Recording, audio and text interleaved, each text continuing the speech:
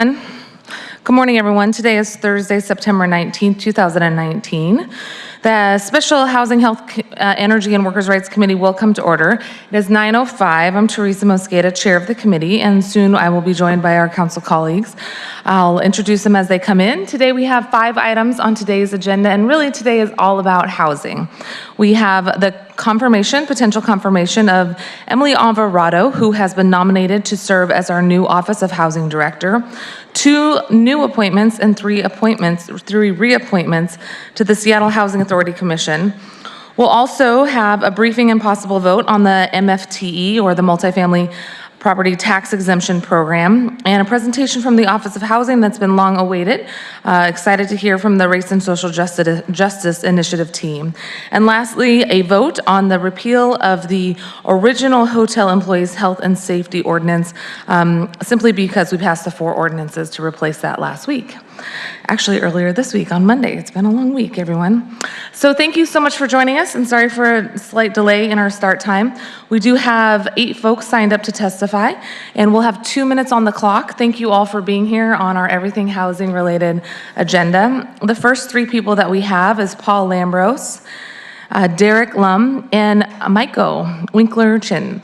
And before we do that, I'm sorry, let me just do a little formality. Sorry about that, Paul. Seeing no objection to today's agenda, no objection.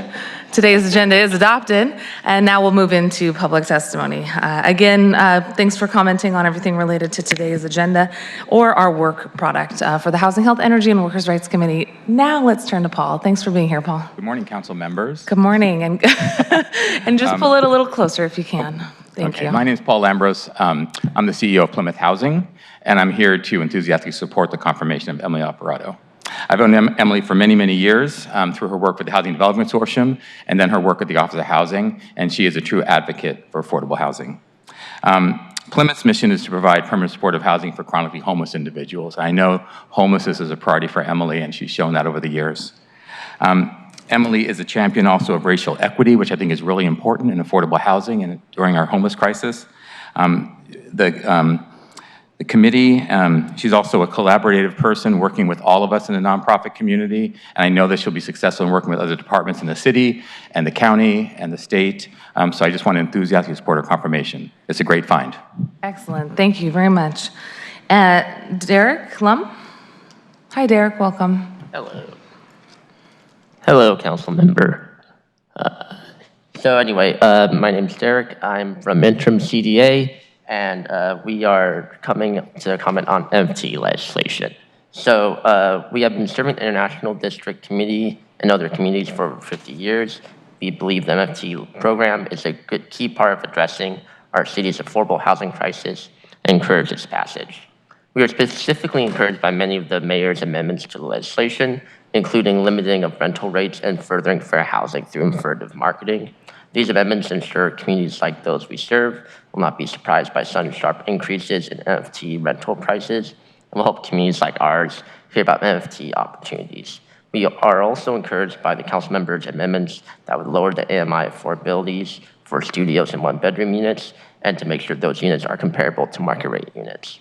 However, we do not want there to be any confusion. The NFT program serves people whose incomes fall between $49,400 and $97,750 primarily. 98% of the NFT units will fall between 65% AMI and 90% AMI, and 86% are studio or 1-bedrooms. These are mostly middle-income people, and 34% of the people in the CID live at or below the federal poverty level. A proliferation of NFT units in the International District or much of the South End would be gentrification and would lead to displacement as new residents change the business environment with new habits, and signals are sent to landlords that they can ask for more in rent. Please keep this in mind when debating housing legislation, and I encourage the city to do more to address the issues of displacement and gentrification. Thank you. Thank you very much, and I'd love to have your written comments if you feel comfortable leaving those. Appreciate your detailed recommendations there. The next person that we have is Maiko Winkler-Chin, Mackenzie Chase, followed by Emily Manetti. Hi, Maiko. Good morning. Good morning, council member. How are you? I'm good, thanks. I have my notes. Sorry. Great. So, I'm Michael Winkler-Chin with the Seattle Chinatown International District Preservation and Development Authority, and I'm here in strong support of Emily Alvarado's confirmation. I have known Emily since she worked at the Housing Development Consortium of Seattle-King County a bajillion years ago, and we are lucky to have her back in Seattle. We are a community development corporation and are one of the stakeholders within the large bucket of people who work with the Office of Housing. The things I like about Emily, one is her passion. And I think that's super important because the job that she's about to step into is a tough one. And we need someone who at her core wants to do this and believes that that the provision of affordable housing is a right. Second, her values. She's in the work because she knows housing helps with greater equity issues, especially ones that the city is trying to make better. The third thing is that she's super smart, strategic, and that she's practical. She manages and balances both the theoretical and the reality well, because there is a balance that needs to be had. I told her this before, but I will let you know. When I appreciate Emily the best is when we disagree on things, which is kind of rare for me, that I actually appreciate somebody who disagrees with me a lot. And the reason being is that she hears me, she understands my position, she clearly states her position and explains why, and then we work through options that best meet what we both need. And so I really appreciate her collaboration, both with myself, other people that work in my industry, and with other departments. And so thank you, and I think you guys have made a fine choice, so just go for it. Thanks. Thank you, Michael. Mackenzie, welcome on up. Anybody there? Quick second. Good morning. Thank you for the Mackenzie. Good morning. Thank you for the opportunity to be here today, Councilmember Mosqueda. My name is Mackenzie Chase, and I'm here on behalf of the Seattle Metropolitan Chamber of Commerce and the 2,600 employers we represent. I'm here to talk about the Multifamily Tax Exemption, MFTE. This is the most successful program we have in Seattle for creating new middle-income housing units. I urge you to pass the legislation with the AMI as transmitted, 65% for studios and 75% for one-bedrooms.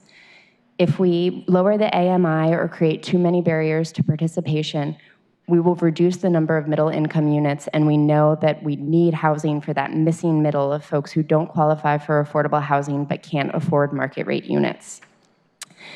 We all know that we need additional housing for folks who fall into the middle income bracket, and if we need more time to discuss this and think about the levels of participation and benchmarks for success, then let's take the time to do that.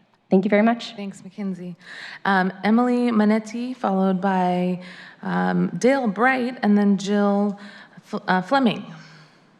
Good morning. My name is Emily Manetti, and I'm from the Downtown Seattle Association. DSA is a proud member of Seattle for Everyone, and we are here to ask that you renew MFTE without changing the AMI level or with the wage amendment that was just released yesterday afternoon. MFTE has to date been the city's most successful and prolific source of new middle-income restricted units. Lowering the AMI threshold for MFTE units on the heels of the newly adopted MHA requirements will reduce participation in the program. Please keep the AMI thresholds as transmitted, 65% for studios, 75% for one-bedrooms, or we would request that the committee table action on the MFT renewal ordinance to facilitate more collaboration with the nonprofit and private developer communities. Thank you for your consideration. Thanks. Dale Bright, welcome on up, and then Jill Fleming. Hi, Dale. Good morning, committee. Good morning, Councilmember Mosqueda. I am sorry, 1 second. I don't know how to turn that off. Does anybody else? This is all on Seattle Channel. Look at me really? running. Let's see what I can do here. Sorry, Dale. Where's your walker? Look at that. Okay. Multitasking. All right. Okay, Dale, sorry about that. You got all the time in the world. That's okay. Well, we're here today to congratulate Emily Alvarado. You're going to be a great asset for the city. It's been nice working with you the last 3 years. It's going to be nice running with you at Office of Housing. We're here really about the concerns around the MFTE program, and I think you've addressed some of them. You've got us down the road a little ways, but I do believe we need to look at putting prevailing wage and apprenticeship standards on anything that receives a public subsidy This is basically taking from other programs, bond issues and levies that we have approved, voter-approved levies and bond issues, and taking that money and applying it to housing, which it hasn't been voted on by the voters, and it has nothing in the way of prevailing wage or apprenticeship. This is really concerning to me, but thank you for listening to us and allow us time to perhaps maneuver a little bit down on Olympia.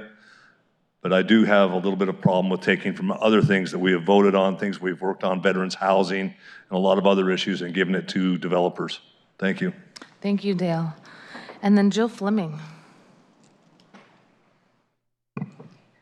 Good morning. I'm Jill Fleming. I'm Deputy Director at Capitol Hill Housing. I'm here to support the confirmation of Emily Alvarado. As my esteemed colleagues have called out her many positive qualities, we just support her confirmation as a strong leader for the Office of Housing who is passionate about affordable housing. Thank you. Great, thank you. That concludes everybody who has signed up. Is there anybody else who'd like to testify today? Come on up. We made it look so enticing. Thank you for being here. And just state your name for the record, and I'll go ahead and get recorded. Hello, my name is Jesse Scott Candle with the Pacific Northwest Regional Council of Carpenters. Thank you for the changes that you added. We have talked about this multiple times about not having a tracking mechanism in basically a tax break for large corporations buildings in Seattle. I do agree with what Dale Bright did say, that there is no regulation requiring apprenticeship utilization and prevailing wage.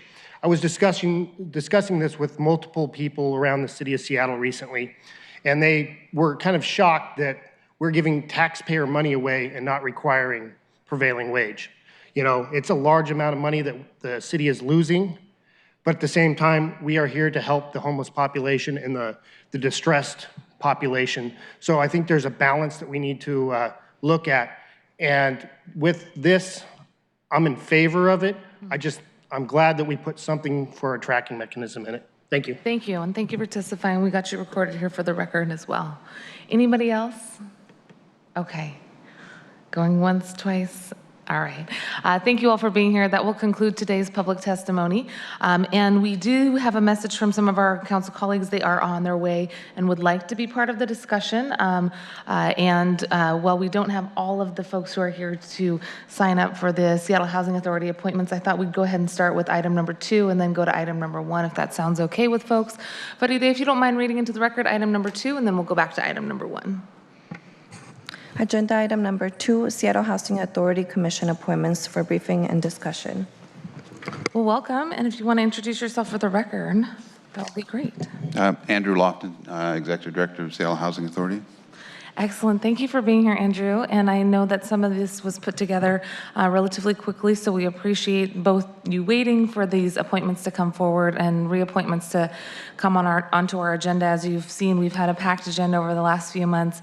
I'm very excited about the 5 individuals who are interested in being part of the Seattle Housing Authority efforts. And we really do try to encourage folks to come if they're new, but I know with timing, the 2 new appointments weren't able to come. We have 3 reappointments that we're considering today, and we really appreciate you being here to walk us through the credentials. All of our council colleagues also received their materials and their backgrounds and appreciate their interest in continuing to serve and serving for the first time.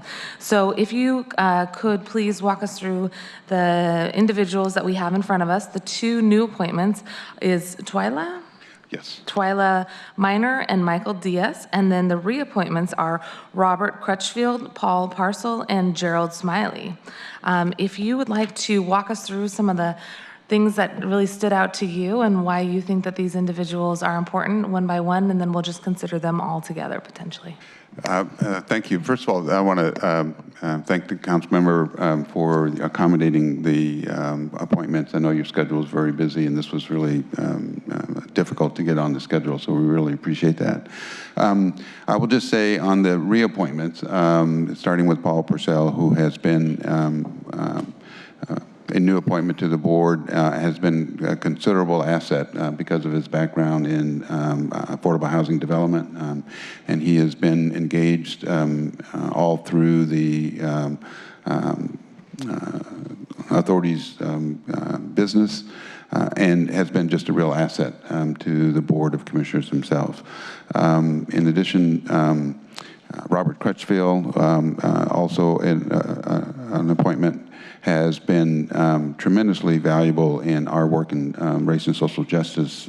His background in criminology and social behavioral work has brought a new perspective to the authority, and we've learned and used his expertise quite a bit in our race and social justice efforts, not only for our staff, but for our residents as well.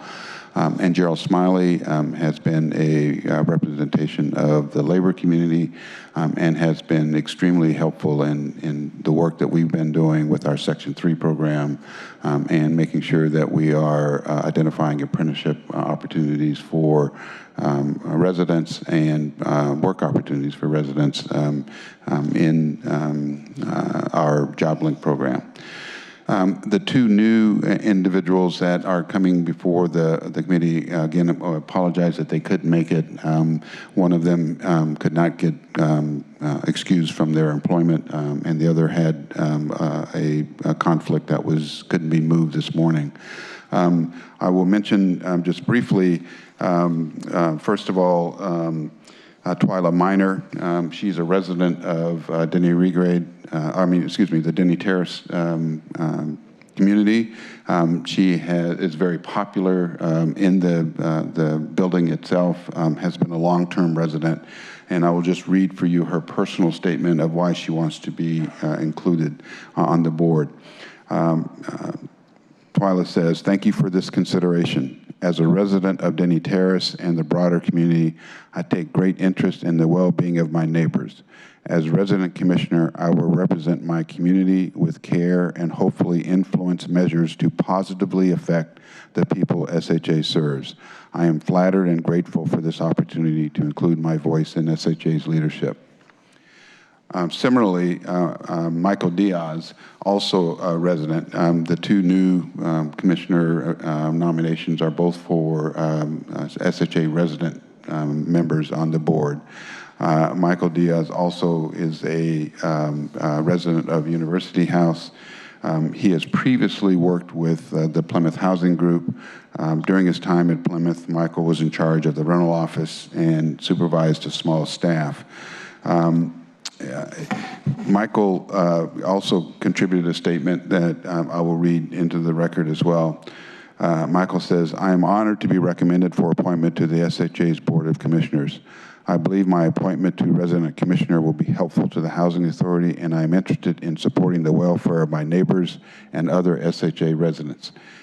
Resident voice on our board is extremely critical for us. We believe that they bring a unique perspective that helps keep us grounded in what's really important in how we do our work and for who we do our work.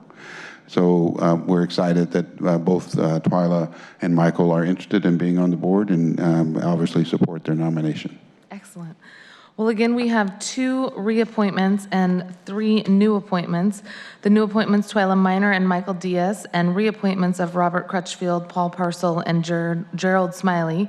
I want to thank the folks who've already served and want to serve again. That's I think, a nod to all the important work that you do at SHA and the work that the committee is considering. I also think that the individuals that you've talked about adding really do provide a great diverse perspective and will help to make sure that we're grounding our policy decisions in real lived experience. It's been impressive to see their credentials outlined in the packet that we received as well. And while they're not here, I think you represented them well with their statements, so we really appreciate that. Any questions at all for the Seattle Housing Authority Commission appointments that have been described? Not at all, but thank you so much, Andrew, for all your work. Thank you. Andrew, is there anything that you want to flag for us that are like 1 or 2 of the biggest items that you believe the Seattle Housing Authority Commission will be taking on in 2020 so that we can sort of start anticipating some of the recommendations or policy discussions that may be coming from that body? Yeah, I think we are excited about 2020. We are launched a acquisition and preservation program at the Seattle Housing Authority this year, and we'll be continuing that into next year, in which we are acquiring properties to keep them affordable. And our focus will be on properties that have larger bedroom sizes and in areas of high opportunity. So we anticipate we'll be bringing forth more of those opportunities. We've closed on a couple of three properties already this year. Our board had asked us to acquire up to 500 units. By mid-2020, we will have achieved that goal. And we will probably want to work more in tandem with the city on other opportunities that may become available, that we can identify properties that we can potentially add to our inventory that will maintain and sustain their affordability into the future.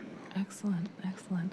And we're really excited about the acquisition component that SHA has been leading on. We help to include additional language, I think, for Directive for Office of Housing. And as we do so, we also know that acquisition alone and additional subsidies alone for the existing housing stock are not enough. So we look forward to working with you to build the housing that we know our communities need, that workers need, that families need, and not just for the population that's here, but the population that's coming. So look forward to your continued engagement with us as we continue to push for the capital, the construction of additional affordable units. And it is so exciting to, for example, drive up Yesler and see the way in which you've taken very low-rise apartments and multifamily structures and turned them into more dense opportunities that really are inclusive of both mixed income but also mixed use. We saw a child care facility there across the street from a playground that has a water park and a place for kids to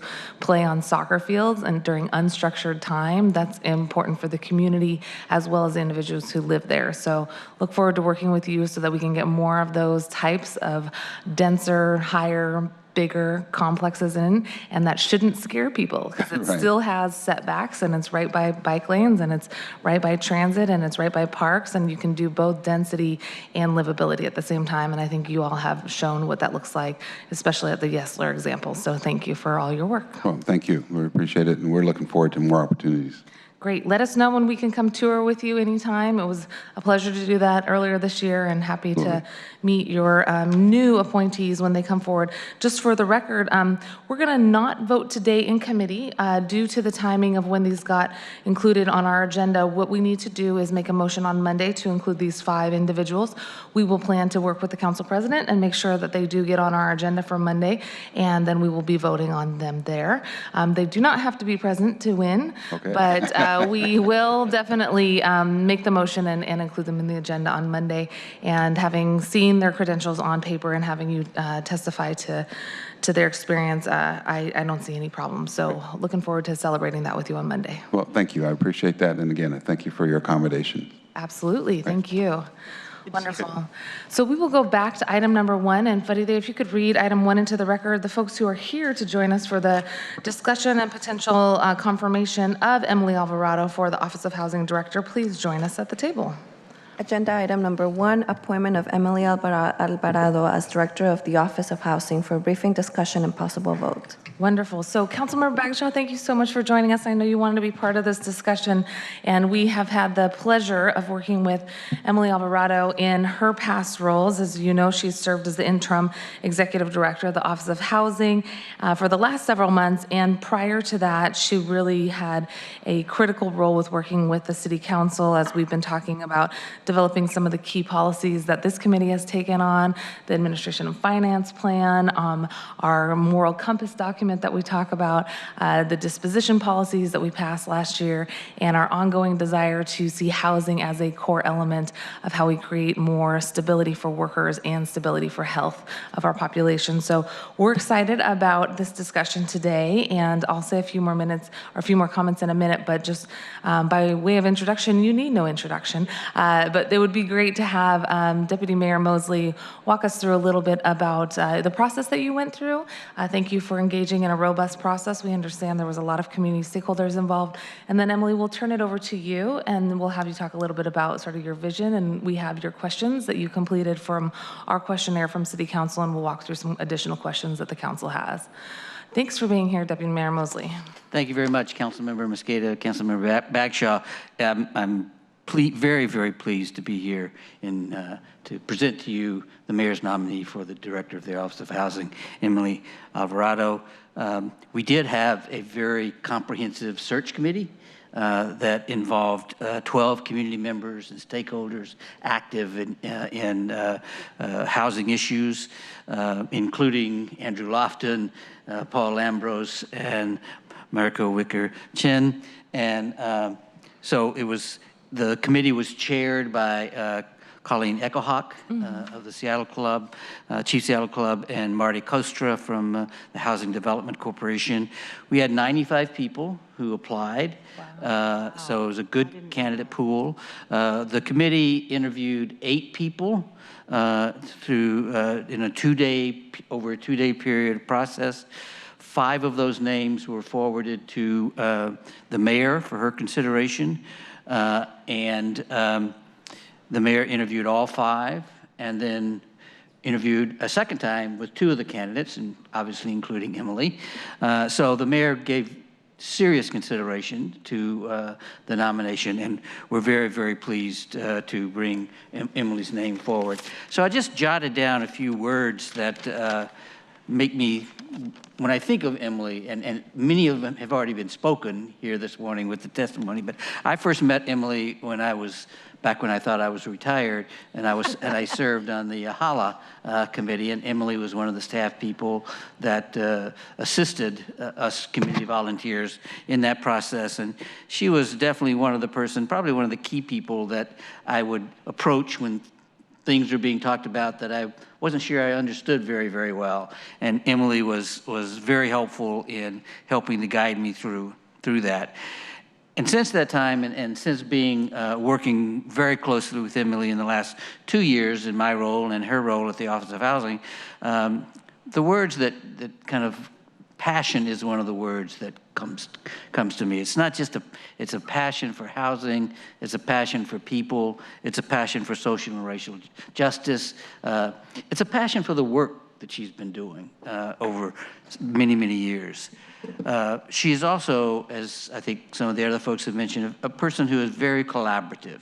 She's a problem solver. She likes to get things done and realizes in getting things done, you have to collaborate with a lot of people. I'm sure you'll hear that when she talks here in a moment in her statement, because that's one of the traits that I think is most forthcoming. And finally, she is a really creative, innovative thinker.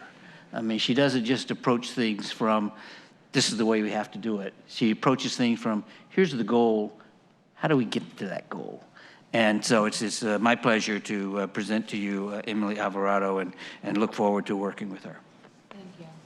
Emily, welcome. I'd love to hear a little bit more about both your experience from 2014 to 2019 as the Manager of Policy and Equitable Development at the Office of Housing, how that gave you a preview into some of the things you may want to do in this new role as director, some of the challenges that you see ahead. And as Deputy Mayor Mosley mentioned, I think as you and I've had the chance to only work together for about 2 years, what you've seen from me is really trying to push the limits on what we currently do and think outside of the box. And sometimes, that might be uncomfortable, but as Deputy Mayor Mosley said, you often think about how do we get to yes, and that's Councilmember Bagshaw's and mine favorite saying, tell us how to get to yes. So what are some of the things that you would like to do, the challenges that you see, and how do you envision getting to yes on some of the real policy changes that we need? Well, thank you very much, Councilmember Mosqueda. Thank you, Councilmember Bagshaw. Thanks to Deputy Mayor Mosley for introducing me. And of course, thanks to Mayor Durkin for nominating me to be Director of the Office of Housing. I wanted to tell you a little bit about myself that gives context to the questions that you just laid out. I was born in a multiracial household in a multi-ethnic and socioeconomically diverse neighborhood in Brooklyn, New York. Both of my parents are public school educators, so I both know the importance and value of inclusive communities, and I also deeply believe that public servants can help produce equitable outcomes for a city. As other people have said, I'm also passionate about housing. Housing really is a basic human need, but it's so much more than that. For seniors, it's the way to live with dignity, to age with dignity. For people experiencing chronic homelessness, it's the end to homelessness and the connection to critical social services. For low-wage working people, housing dictates your commute, and it dictates how much time you have left over to spend with your children. And for children, housing's the launching pad for success, and it determines what your neighborhood school is. And so when we make investments in housing and when we do housing policy, we're helping many individuals and households, but we're also helping the city at large because we're making healthcare policy and education policy. We're building economic resilience and climate resilience for our city. I also believe that housing is really critical urban infrastructure. And if it is left to the market alone, it will be infrastructure for only some, for the wealthy and the privileged. And I believe that we can build housing infrastructure that's rooted in equity and inclusion for generations to come. We need housing for people who are on SSI. We need housing for people who are exiting homelessness, for people making the $15 minimum wage that puts them between 30 and 50% of area median income. We need housing for middle income teachers and healthcare workers. We need housing for single individuals and families, and for multi-generational families that will have 10 members to their household. We need housing for Native Americans whose land we sit on, and for third-generation Seattleites who may have seen the boom in the economy but might not be sharing in that prosperity.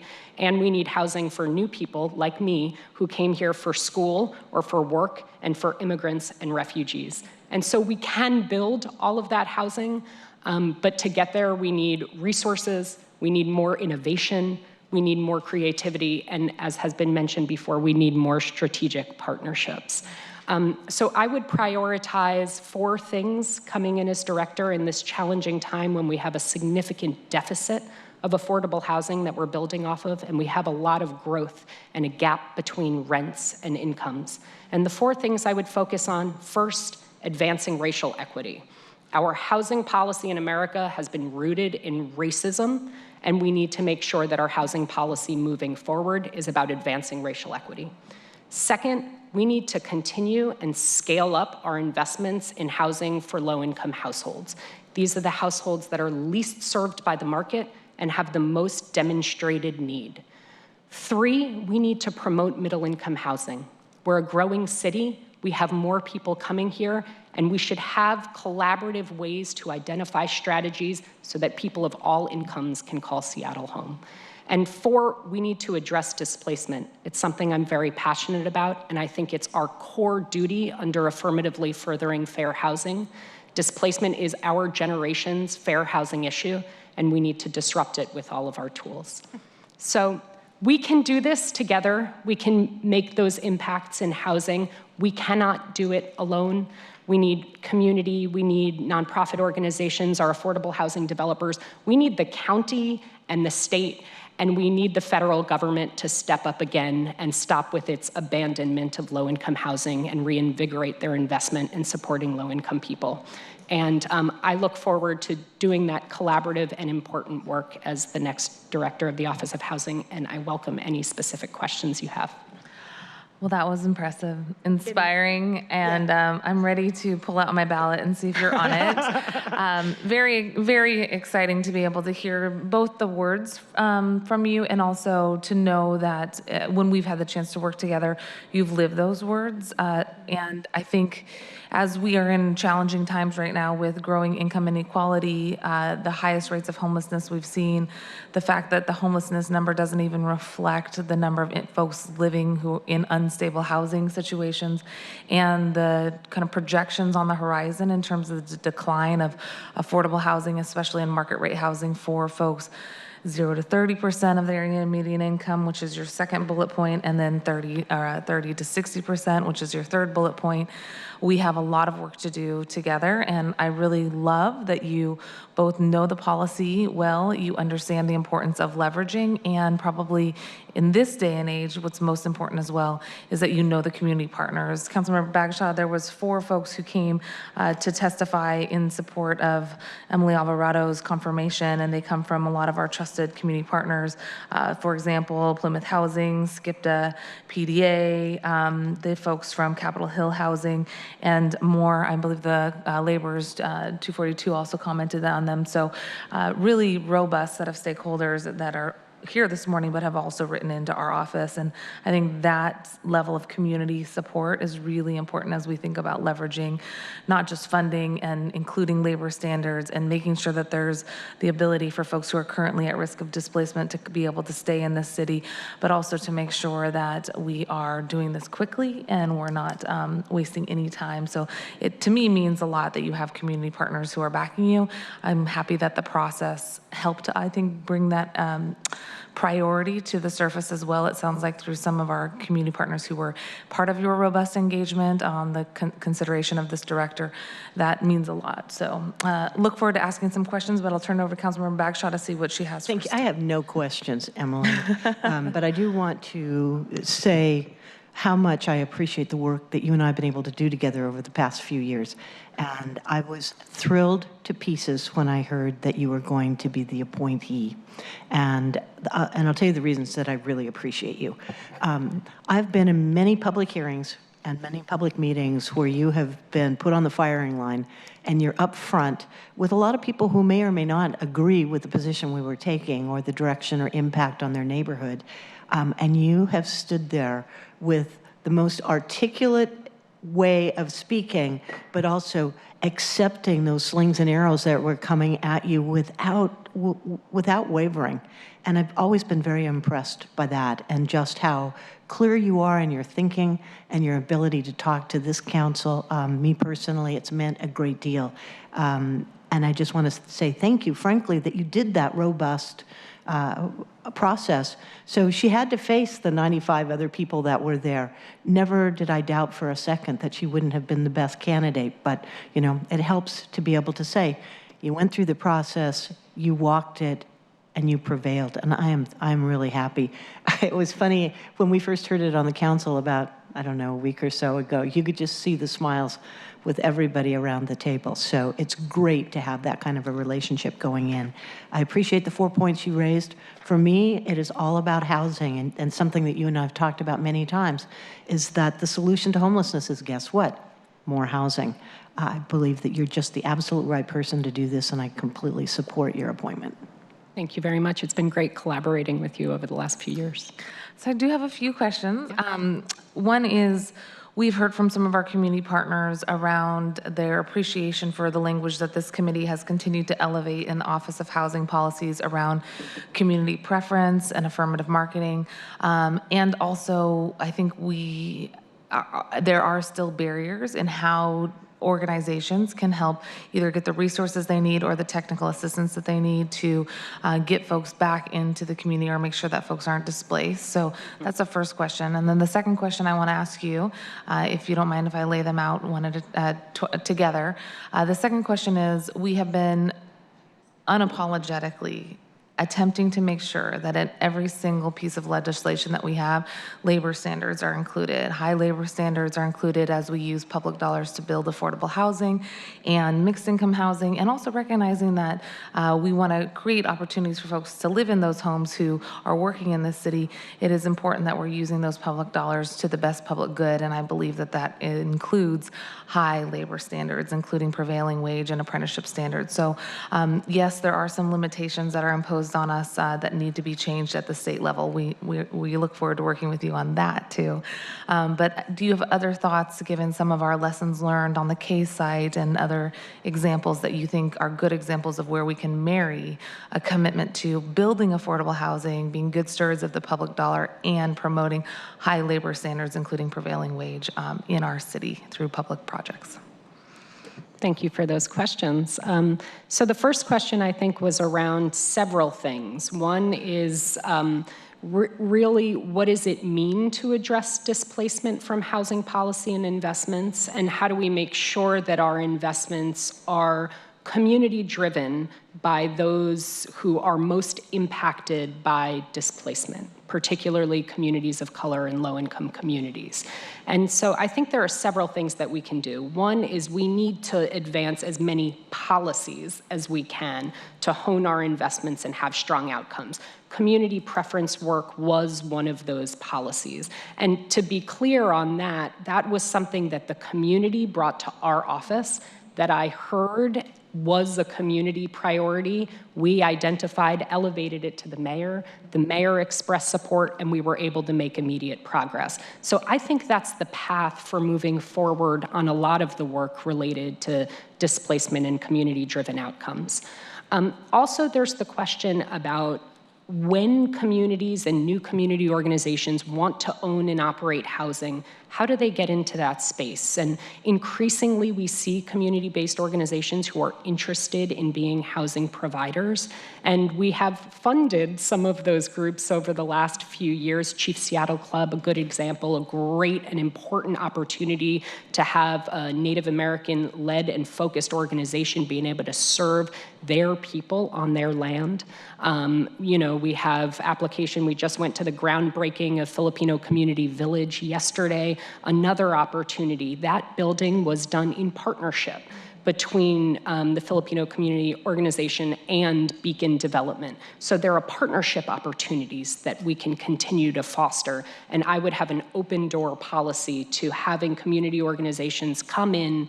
We can provide technical assistance, we can provide supports, and let's see how we can advance folks' vision. I will say one other thing, though, which I said in my written answer, and that is that supporting organizations through single developments can't be enough, right? These developments, our affordable housing investments, are designed to last for at least 50 years. So we need to support community organizational health so that they can continue to steward these assets for a long time. Oh, sorry. And we're staying just on the first question, right? And then we'll get to the labor question? Go ahead. Absolutely. Go ahead and finish Take that. both? Yeah, go ahead. And then I have just questions about something you had raised about trying some pilots. Oh, great. So Yeah. I'd like to go into that. So on the second question on labor, I strongly believe that affordable housing has to be a vehicle for many public benefits. And labor equity outcomes must be one of those public benefits.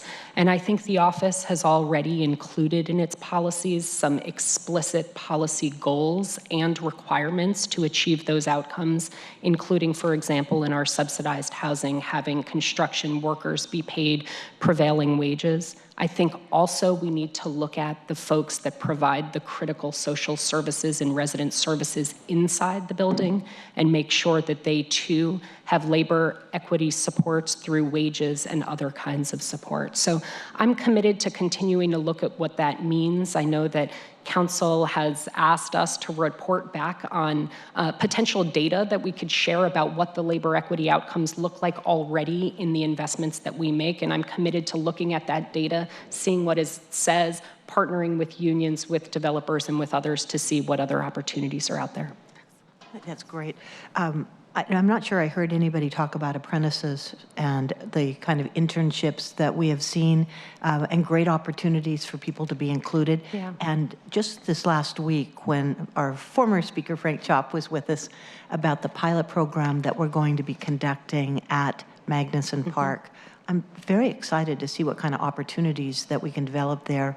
Our Seattle Conservation Corps is an example of people that are returning to the workforce. Some of them have been released from prison. Others have just been struggling in other ways, but are now employed. One of the things that our good friend Dale Bright had mentioned previously is that having those internship opportunities and then to be able to live there. You've been somebody who participated having an apprenticeship or early internship or pre-apprenticeship programs, I think are invaluable for what we're trying to do. So maybe you could just please use that example as a springboard. What else can we do? Are there modular opportunities, things that we can get people inside? Yeah, I mean, I think we are going to need to look at more innovations and creativity at the same time that we continue to scale up what we know has been successful. And so at Sandpoint, we did an exciting partnership where we didn't have to make an investment, but we could facilitate through a lease change for low-cost cottages to be put in place using community colleges and training centers as the way in which those were developed. The K-site is another pilot where we piloted on public land implementation of a community workforce agreement, and we're waiting for the data and the evaluation to come back from that so we can say, what were the labor equity outcomes? What were any cost implications if those existed? And what can we do moving forward? So I think that pilots are a way that we can test out new concepts and continue to think through how we have cost savings, more public benefits. Sometimes those are in tension with one another, but really exploring what we're able to get out. That's great. And on that case site in particular, I want to appreciate you again for your vision of working with the community.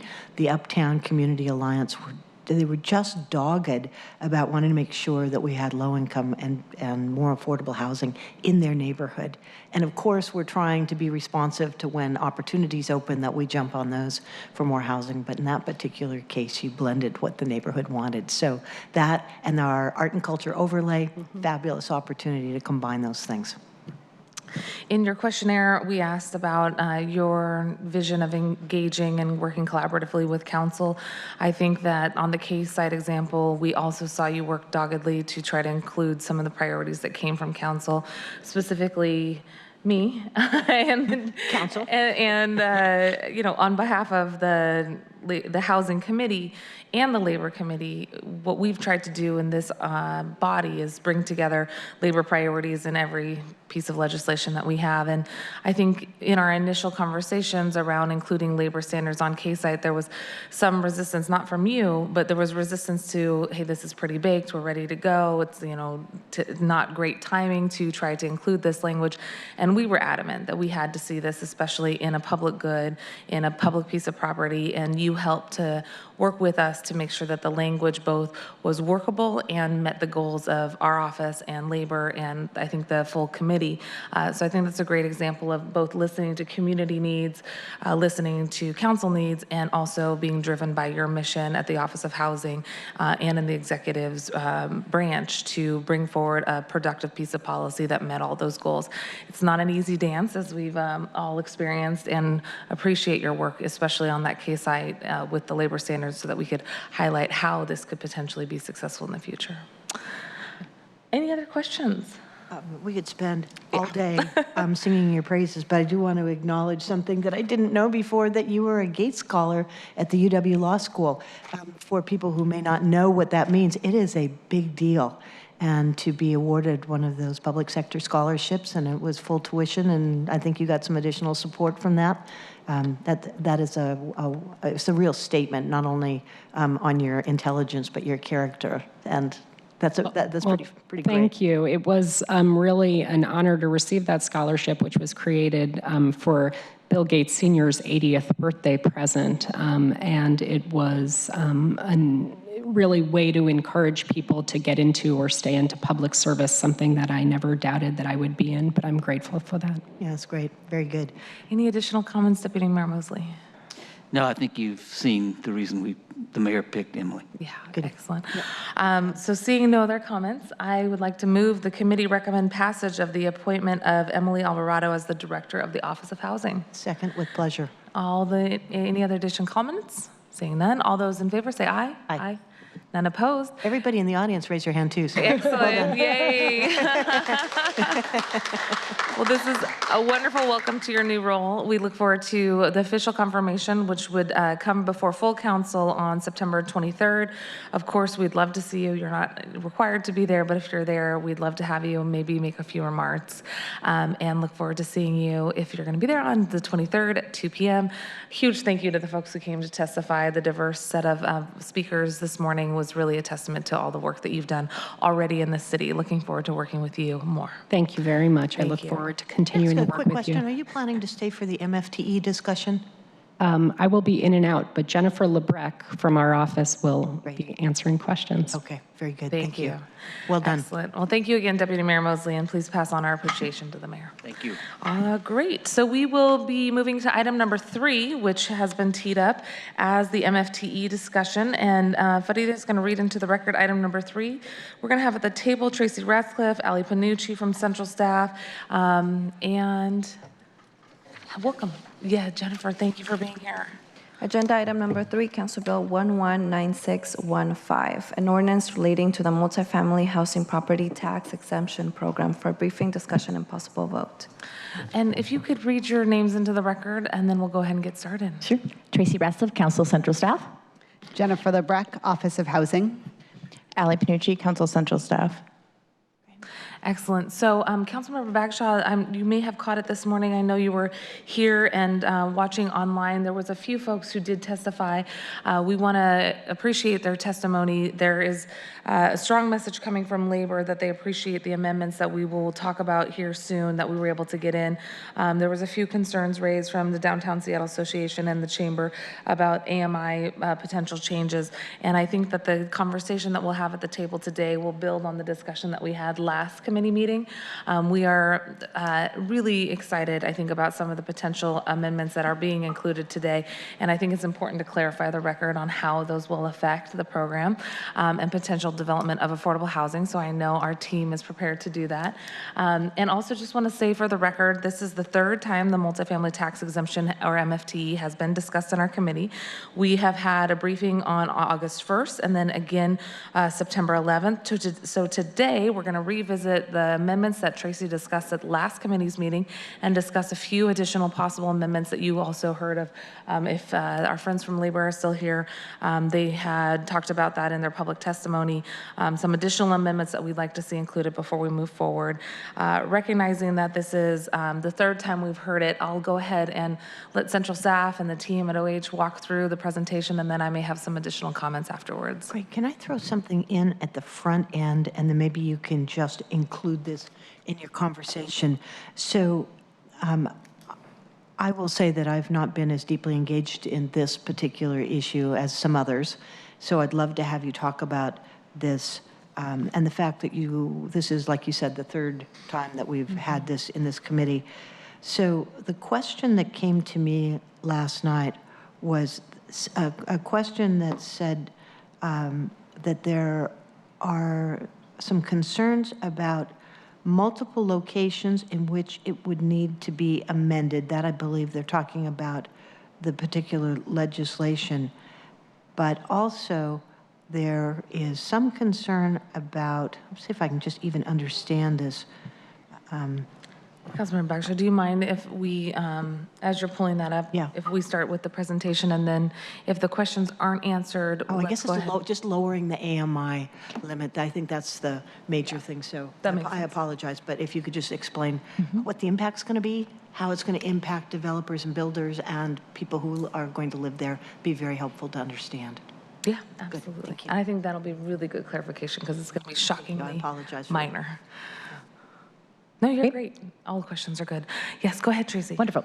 Okay, so just to remind the public, not that all the folks here in the table and in the room likely know about the MFTE program, it is a 12-year tax exemption that's provided from property taxes for rental and home ownership projects that include a certain percentage of units with specific affordability requirements. Affordability levels do vary by the size of the unit and rental versus home ownership projects. The exemption applies to all of the units in a project, both affordable and market rate and related spaces, but does not include the land or non-residential improvements. So the first set of amendments that we'll talk about are the amendments that the executive had proposed that are incorporated in the substitute that is before you today. So the first would impose some requirements around the area median income and the rental rates that are tied to those median income for affordable MFTE units. And it will just not permit those rates and the income levels to go down from year to year, and also puts a cap on an increase of not more than 4.5% from year to year, And this is really trying to address what have been some fairly significant fluctuations during our particularly robust economic time in terms of the AMI that has then had impacts on the rental rates for affordable units because those are tied to the AMI. So we're just kind of putting some boundaries around those decreases or increases, and we think have reached a balance for all parties concerned in terms of those boundaries. The next is that there is specific language added that has affirmatively furthering fair housing as a specific purpose of this program. And to bolster that, it also does require developers of these projects to implement an affirmative housing marketing plan that's approved by the Office of Housing. The next is it does extend the deadline for submittal of a completed application for developers who want to participate in the program. They now can apply up to 6 months prior to completion of a project. And that's as demonstrated by the issuance of a temporary certificate of occupancy, et cetera. Currently, MFE applications actually have to be submitted prior to the issuance of the first building permit. So we're giving them a lot more time to decide as they move down through the project development process whether they want to participate in the program. In terms of being able to extend their application, there's a deadline by which they have to kind of finish up the work and actually begin to participate in the program. We've extended that to a 60-day timeline now from the expiration of the conditional certificate. And then finally, we have the mayor's office appropriately modifies the expiration date for the program and changes it to December 31st, 2023, which extends it another 4 years. Moving to the proposed amendments that Councilmember Mosqueda had included in the bill as introduced and that we discussed last year. Last week, oh jeepers. Feels like it's been a year, doesn't it? Yeah. So the first is modifications to the affordability levels. She did include a change that would change studios from 65% of AMI to 60% of AMI, so a 5% drop. That amounts to about $100 per unit per month when you look at the difference between the rent for 65% of AMI and 60% of AMI. And we also decreased the AMI for the one bedrooms from 75% to 70% of AMI, once again representing about a $100 difference between the 70% and the 75% affordability level. And I think it's important for background to talk about where that analysis came from. We didn't just pull this number out because 60 sounded like a round number.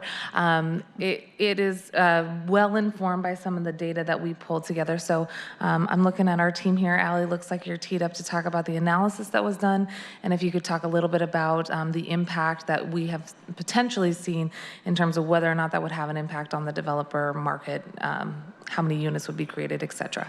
Great, thank you. So we looked at a number of data points. So similar to the analysis that the executive does in looking at this program, we are really looking at the public benefit and the incentive to the developer to participate. So we are essentially looking at the rent foregone that the developer is giving up by having these units with lower rents in their building versus the tax incentive that they achieve. And because this is in a voluntary program, there needs to be a reason to participate. So in general, you are looking for sort of a balance between that rent foregone and the tax incentive gained, and it probably needs to be greater than 1, right? So they are getting a bit more of a tax incentive is greater than the rent foregone. So we looked at that at the levels that the executive proposed, maintaining the current affordability levels, and then looked at what happens when we modify them slightly for the studios and one bedrooms, which are the units that have the greatest participation in this program.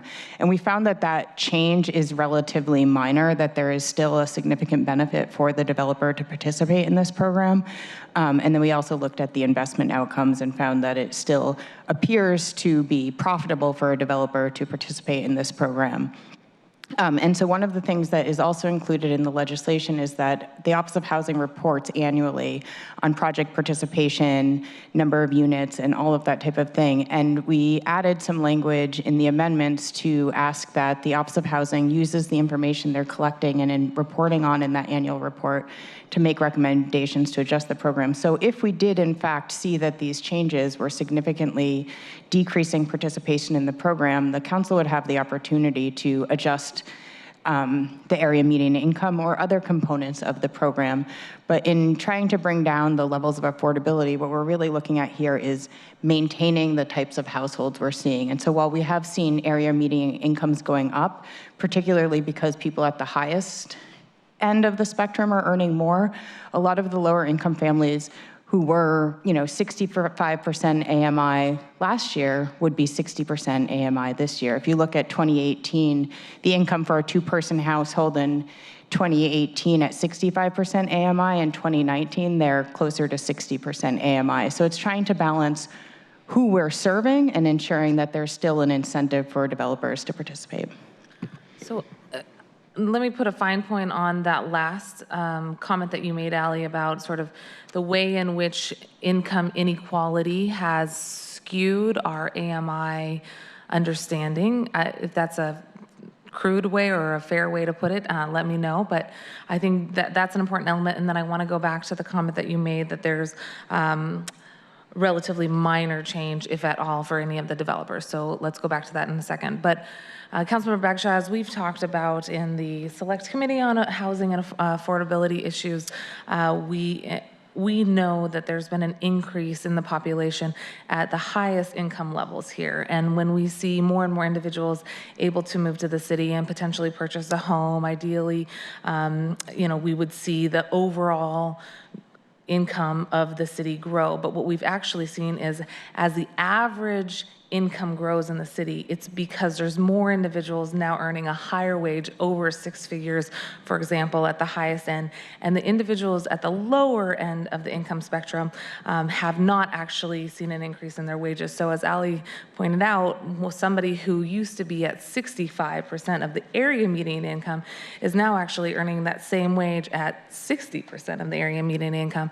If we're trying to be intentional about who we're serving with these dollars, recognizing the public good aspect of it, it is a relatively minor change when you think about the AMI threshold. And in theory, it is the same type of folks, the same working family folks that we're trying to serve. Ideally, we would be directing these dollars, in my opinion, ideally we would be directing these dollars to the lowest income, but we have a huge portion of the population who is working families and still barely able to afford to live in this city. So I believe that what we're doing here through MFT is still a valuable tool, and keeping it directed at working families, middle income families at 60% AMI and below, we're still serving that population that last year or the year prior was at 65% AMI. So I think that's an important aspect for folks to consider as we think about how our area median income has changed over the last few years, especially the last 6 years. We now see over 52% of the 52% of the wages in this city going to just 20% of the population. That's something that was not the case 6 years ago. So it's, in one aspect, a way for us to maintain our goals originally set out in MFT. And then Ally, I think Councilmember Bagshaw had the same question that I had at the beginning, which is we really want to underscore and clarify how these potential changes from, for example, 65 to 60% AMI would, if at all, affect developers based on developer participation based on the data, not based on like anecdotes, right? But based on the data that we saw from the materials that you pulled together. And welcome to the table, Aaron House, who's been working closely with central staff as well. So to put a sort of a finer point on that, if you look at the sort of annual tax savings per unit that a developer would receive and the annual rent lost per unit with the rent restricted units, and note that these numbers are citywide averages, and numbers vary project to project and location to location. But in looking at the analysis, in general, for a developer participating in the program that is providing 20% of their units at MFTE, the annual developer benefit per unit is around $1,180. So $1,180 per unit is what they, after you take their tax savings, the rent loss, they are gaining, they're still receiving that benefit. With the bill as introduced with the lower AMI units, it's closer to $1,000. So it's about $180 difference per unit, but they are still receiving about $1,000 per unit benefit annually. So what's quick math? Help me with the delta. My goal on all this is we need MFTE to be working. And I want to be able to point to it and say, you know, it's worked for the last couple of decades. We need to do more, not less. So in your analysis, do we end up at the end of the day saying developers are going to continue to want to utilize this program, or have we gone too far in the numbers? Because I agree with her. We need more units at 0 to 30. We know that's going to make a huge difference. And if this is filling middle income, that's good too, because we need it. We need every tool. What do we think in terms of whether the developers will continue to be incentivized? I think our analysis suggests that there's still a benefit to developers to participate. We couldn't possibly predict every developer's decision, but we think the changes are minor enough that we'll continue to see similar participation in the project. But we won't know until the rules are in place and projects start applying. And again, if we saw a decrease, the council has the ability. They do not have to wait until the program expires in 4 years to adjust those. But we think that these adjustments are small enough and continue to provide a benefit to developers that participation will continue. And maybe Councilmember Mosqueda and Aaron, thank you both for all your hard work on this. Just tell me how we think this is going to be coming forward. So if the community is saying either it's not working as well or we think it should be different, what is the opportunity? You're going to be here, and I'm respectful that you're going to be leading this charge. What does that look like, and how do we make those decisions? I think that if, so the Office of Housing reports twice a year on the general participation in the project. And as the current chair and whoever is the future chair of the Housing Committee, that will be information provided to them, and the Office of Housing, as was just demonstrated in the previous conversation, has a good relationship with the council and has the opportunity to report outside of those formal reporting areas. If they are seeing a significant drop in participation and believe that it is due to these adjustments in the area median income, the council can consider adjusting those. Now, what is difficult is there are a variety of factors that could impact participation, including changes in the market. And so they'll have to take a look at the big picture and try to understand what is impacting it, and we can make adjustments in the future. So there's opportunities to amend the legislation at the council's. And midstream, we're anticipating it could be a year from now if you looked at it and you clearly had data to support the decision to go up or down. We could make that in a year. We don't have to wait for 5. Correct. And remind us of when those 2 reports come in biannually. They come in March and September. I think we are proposing a change in the reporting schedule, and we will be submitting a report in September, which is really a pipeline report to report on what we're seeing in terms of applications and pending applications, which is our first indication. If things are changing, we can compare that against past application rates to see if we've seen some kind of change in program usage or uptick. And then we have a annual report that's submitted in March, which provides a more extensive amount of information, which is a pipeline update, but also reports on the value of the tax exemption overall and things like that. So there's 2 opportunities to sort of monitor what impact if the legislation might have on participation in the program. Right.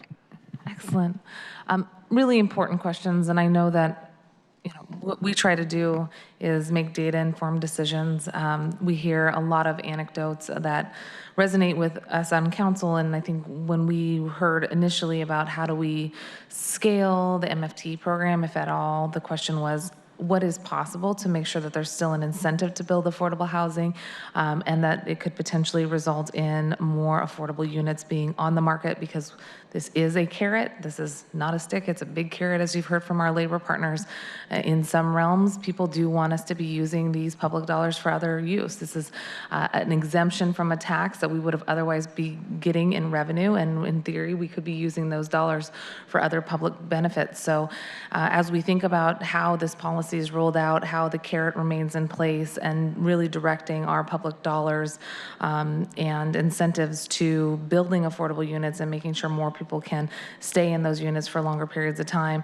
There was a lot of things that I wanted to do in this legislation that we also know require state action. I would love for you to talk a little bit about some of the labor pieces that are included, if we want to add anything else to that, and also maybe some of the things that really do require state action.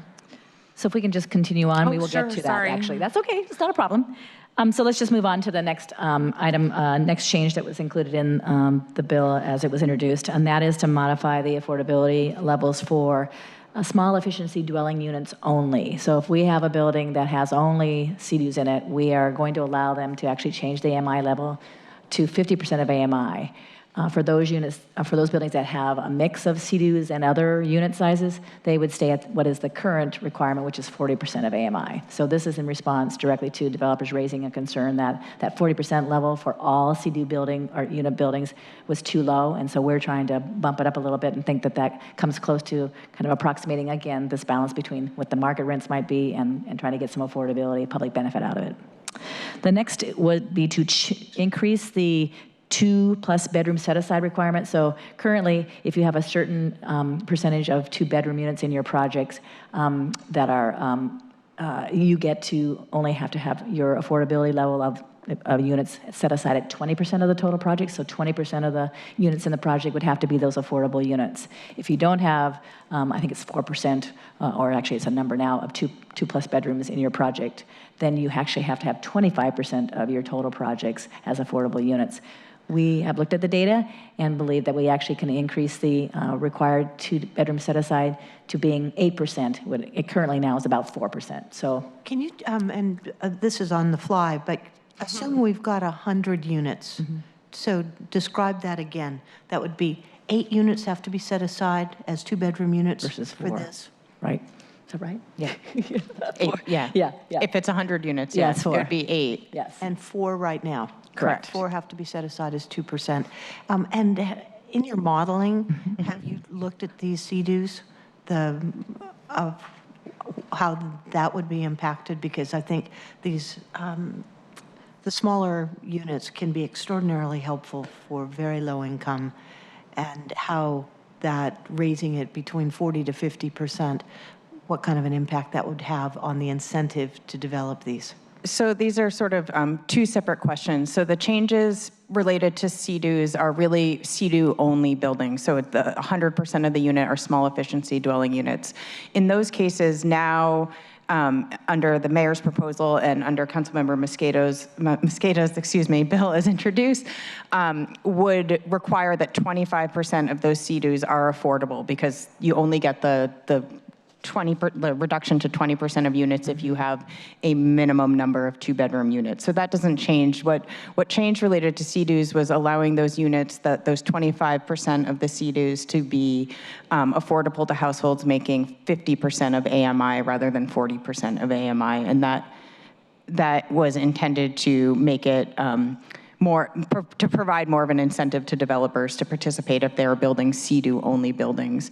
In buildings that are providing a mix of unit types, which is the majority of projects that we see participating in the program, the requirement would be you can still provide CDUs, and some of those CDUs would be the MFTE units, but if you have at least 8% of the total units in the building as 2 or more bedroom units, then you only have to provide 20% of the total units as affordable. And those 20% would represent a mix of unit types. And so the requirements are that if you're providing, all sorts of unit types in the building, that the MFTE units are similar in size and type of unit. So if, it would be some CDUs, some 1-bedroom, some 2-bedroom units, that type of thing.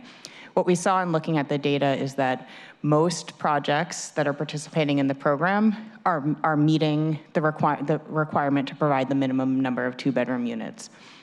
At the higher level. So they're able to provide only the 20% of MFTE units. And what we saw even further is that of those projects that get that reduced set aside, most of them are providing more than 4% and more than 8%, and that's where we were looking at an opportunity to continue one of the goals that this council has been bringing forward in many of their programs. That came up in a lot in the discussions on the mandatory housing affordability and other land use changes, was opportunities to provide incentives or requirements to provide more family-sized unit in buildings, and so this change is really along furthering that goal.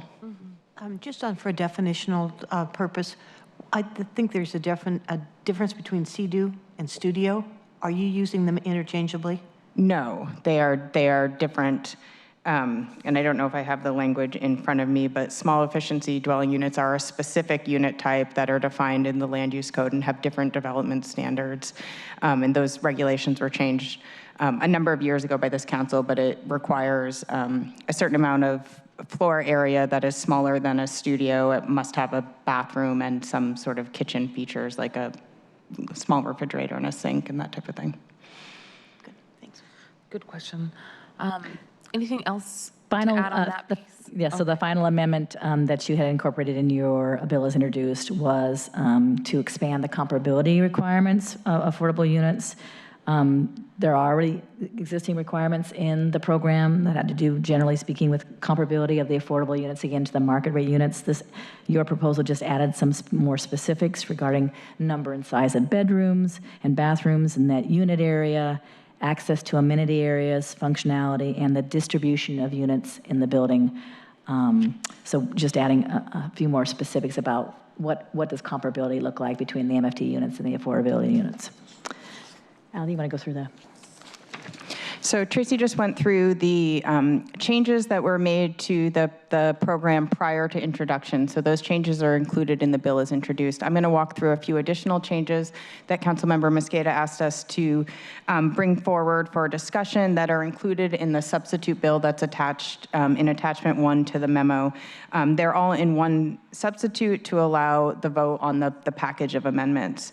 The first amendment is related to the annual reporting requirements. The amendment moves the requirements for the annual report on the MFT program to a new standalone section and adds a requirement that the report includes information on the value of the tax exemption granted, any changes in the housing market, and changes to state law related to the MFT program and labor standards that could inform recommendations from the Office of Housing on how to modify. So this is getting to your previous question, Councilmember Bagshaw, is it's more explicit. The Office of Housing does this work, much of this work anyways, but this is a explicit ask that they look at that information and make recommendations to the council on any adjustments that are needed to the program. The next amendment, which is related to the annual reporting requirements, would require data collection on construction wages, apprenticeship utilization, number of workers completing pre-apprenticeship programs, and workers participating in mentoring or other training programs. This would be included in the annual report and could inform future discussions about modifications to the MFTE program to advance labor equity goals. As Councilmember Mosqueda referenced, she asked us to look at how, if we introduced requirements for some of these things at this point, it might impact program participation. And based on the data we had available, it looked like incorporating these changes now may have significant impacts on program participation. And so this amendment is really about getting more information and more data about what's actually happening on these programs, what the wage data looks like, and that can, so we can have a better informed decision about trying to try to incorporate some of these labor equity goals in future iterations of the program. Timing on those, when were these new, like, since our last Yeah, meeting? I think it's important to clarify that because some misinformation was shared during public testimony.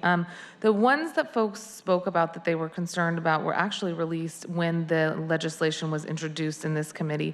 So, for example, that includes the affordability requirements in the first half of the conversation that we've had so far. Those were all already part of the discussion. There was 4 amendments that we just walked through, that Ally walked us through. And for example, on the distribution requirements within the high-rise buildings, that's something that really came to us from the developer community, and folks had been talking about that in concept for the last few weeks.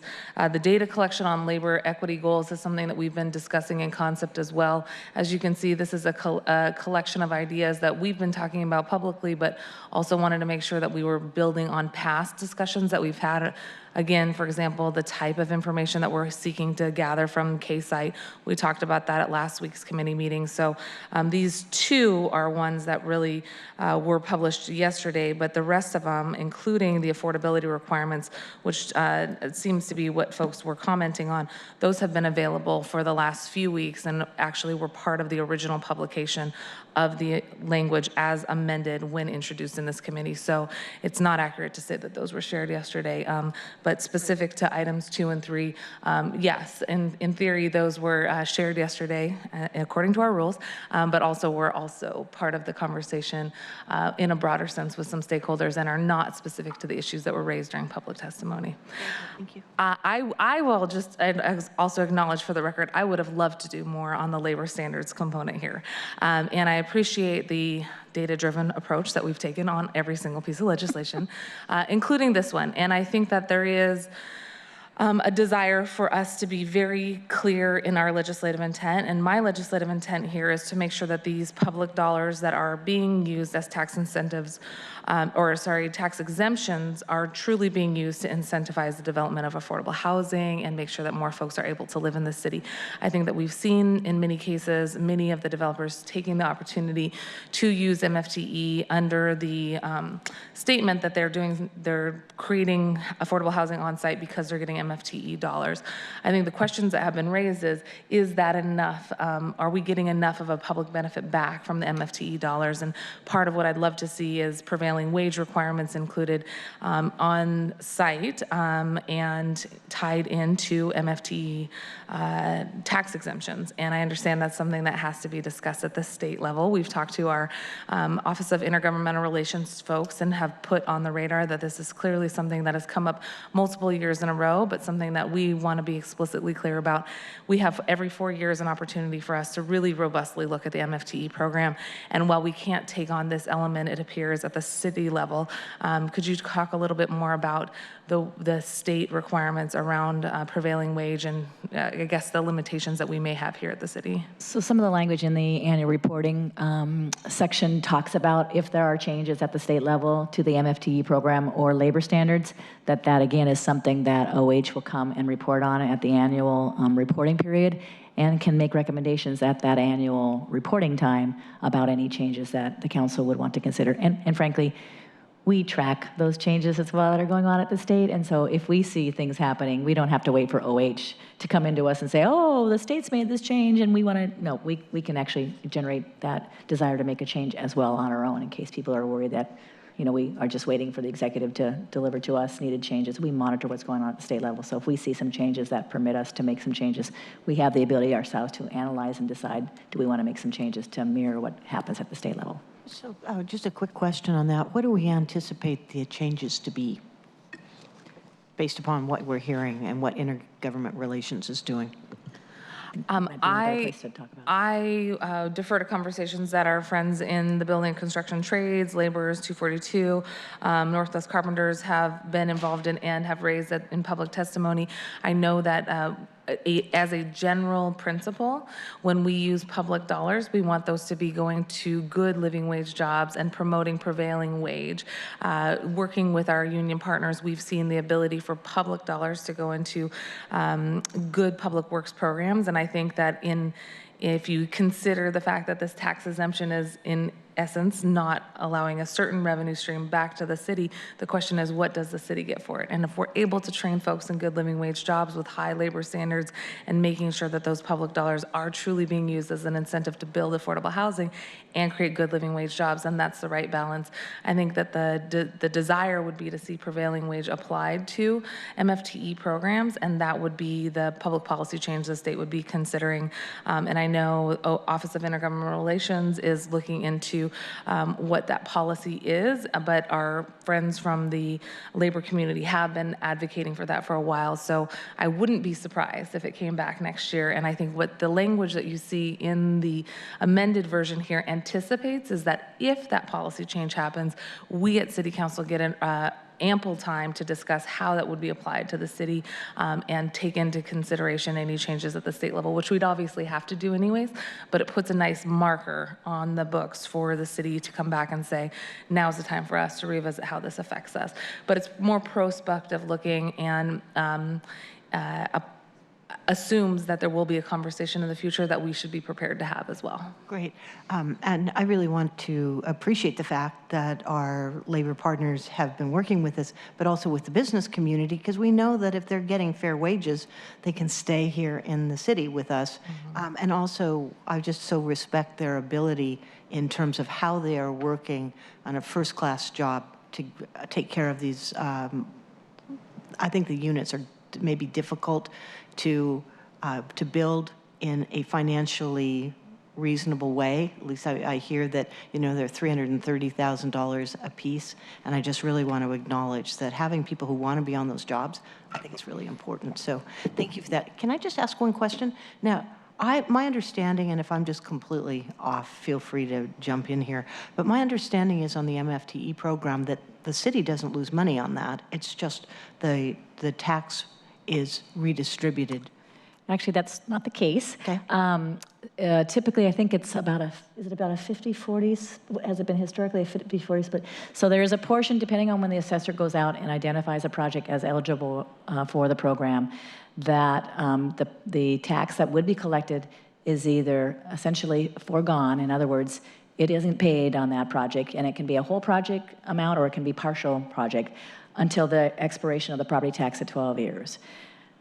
In the other case, when the assessor hits the assessment, if it's before the property has, I think, actually formally been recognized as the property tax exemption, they actually can incorporate the value of that project, and that then gets shifted to other property tax owners.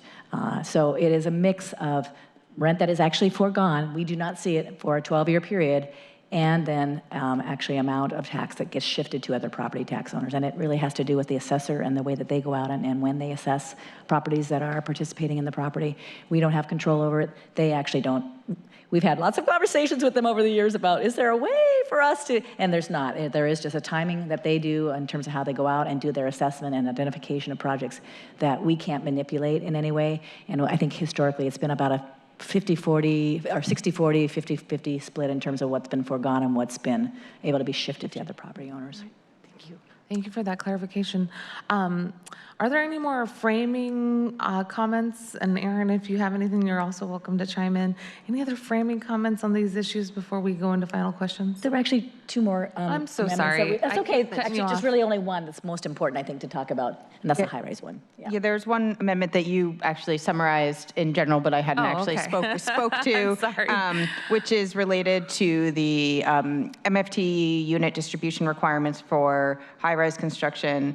As introduced, as Tracy went over, there are requirements for distribution and comparability requirements for MFT units in buildings. This amendment would require that the Office of Housing develop by rule criteria to provide greater flexibility for the distribution requirements for MFT units in high-rise buildings that for purposes of this amendment is defined as buildings over 95 feet in height. And so they will look at those specific project types and come up with some criteria to understand how those requirements could be applied differently to those buildings to address concerns about the different, the variability in rents in high-rise buildings due to view-related premiums, essentially, but also trying to hold to the requirements and values that have been incorporated into affordable housing programs in the city, that the affordable units are mixed in and are similar and have the same amenities as other units in the building. Right. So just so I understand, let's say we've got a 10 stories or less, this would not apply, but taller than 100 feet, I said 95 feet, but taller than 10 stories more or less, then at that point, the upper levels can be reserved for a higher market rate rent, and it would be distributed, let's say, but the 100 feet and below. Yeah, and that is where I think that, you know, if we're talking about a 400-foot building, I don't think we have had the time to really understand where the level should be. Is it the top 10 floors are sort of the premium views, and MFTE units should be distributed throughout the, you know, bottom 300 feet of the building, or where that line should be. And we need to look both at how the project will work with these requirements, but also that it doesn't result in the bottom 5 floors being all MFTE units and then the rest of the building being market rate units. And so that is why, looking at this, there's more time needed to develop the specific criteria and where that threshold should be. Great, I appreciate that. I think it's a rational and reasonable approach. I really don't want to end up with, you know, the poor door, where people come in and you're expected to be somewhere on the, you know, the alley side in floors 1 and 2. So we are talking about giving the Office of Housing that flexibility to be able to figure out how they're going to be distributed, but still giving a developer an opportunity to say these floors and up, like you said, the view premium, that they won't lose on those upper floors. Do I have that more or less summarized correctly? Yeah, it gives Office of Housing the flexibility to create the criteria and determine where, because it's, you know, the tax benefit applies to the entire building, so we want to make sure we're balancing the public benefit with the incentive provided to the developer. And I think this ties into number 1 on the slide as well.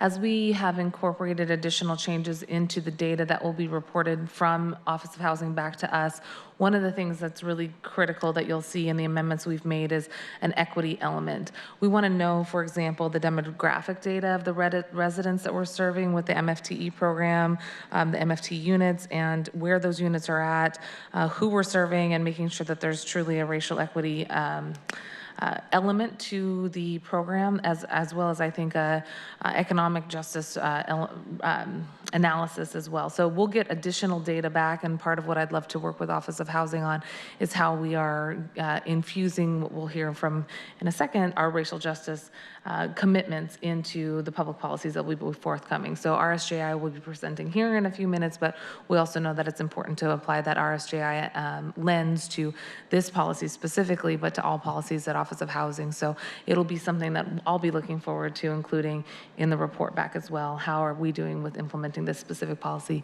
The policy recommendation as a standalone, I don't have a concern with, because I think trying to find that right balance, as you talked about, is important.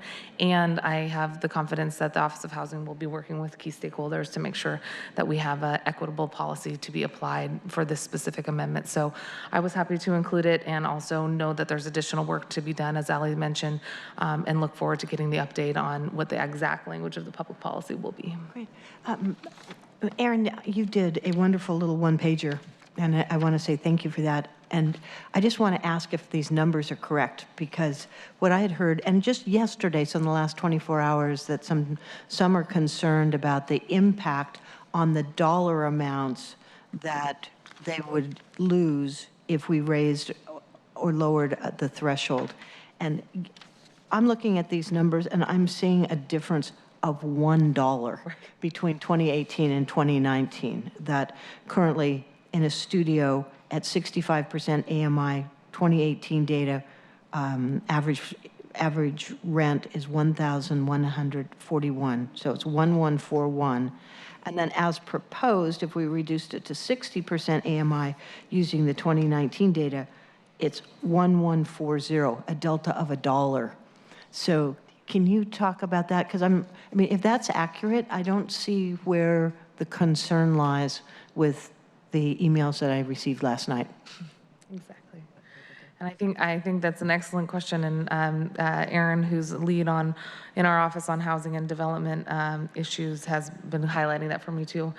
So I think that's an important clarification. Anyone is welcome to speak to it. And Erin, we love having you at the table, so you're welcome to as well. So I think what they're saying is that when they look at the 2018 figures, but then look at what the 2019 figures would be, that there's a difference between the 2018 rent levels and the 2019 levels. So that's where you get that $100 difference if you were to look at so they are saying, make apples to apples comparisons. Don't look at 2018 rent figures and then compare it to what it would be in 2019. They say, look at it 2018 rent levels and then 2019 levels. So if we want to do an apples to apples comparison like that, and I think that's a fair way to look at it, then when I look at the difference between a 65% of AMI rent for a studio, it would be $1,235. Annually. And we're proposed, no, on a monthly basis, so $1,235 a month for that unit. If we go down to 60%, it's $1,140. So we're talking about $105 difference between the rent for a 65% unit versus a 60%, $100 a month difference. And the likewise for the going from the 75 to 70%. So it's 12, annually, Yes, round numbers, $1,200 annually. And the tax benefit is? It's about $187 difference. So I think here where we were looking at, when I was talking about like a 65% household in 2018 and a 60%, it really depends on the lens and who you are looking at. So one is looking at how the households will be impacted who are participating in this program. And in this case, it's that dollar difference in rent between 2018 and 20 different versus how much rent the developer is collecting, and that's about $105 difference. So it's really trying to balance that the developer is still getting a benefit. There is a tax benefit. It is about $180 difference between the two proposals. But it is serving households whose incomes have not increased over the years, right? And so it's somebody who could have applied for a studio at 65% AMI is now, if their income didn't change, they're making 60% AMI, so a rent that's affordable to them should be pegged to that level. And so it's trying to balance that there's still a benefit to the developer, but we are serving households that the program was intended to serve. I think that is absolutely correct.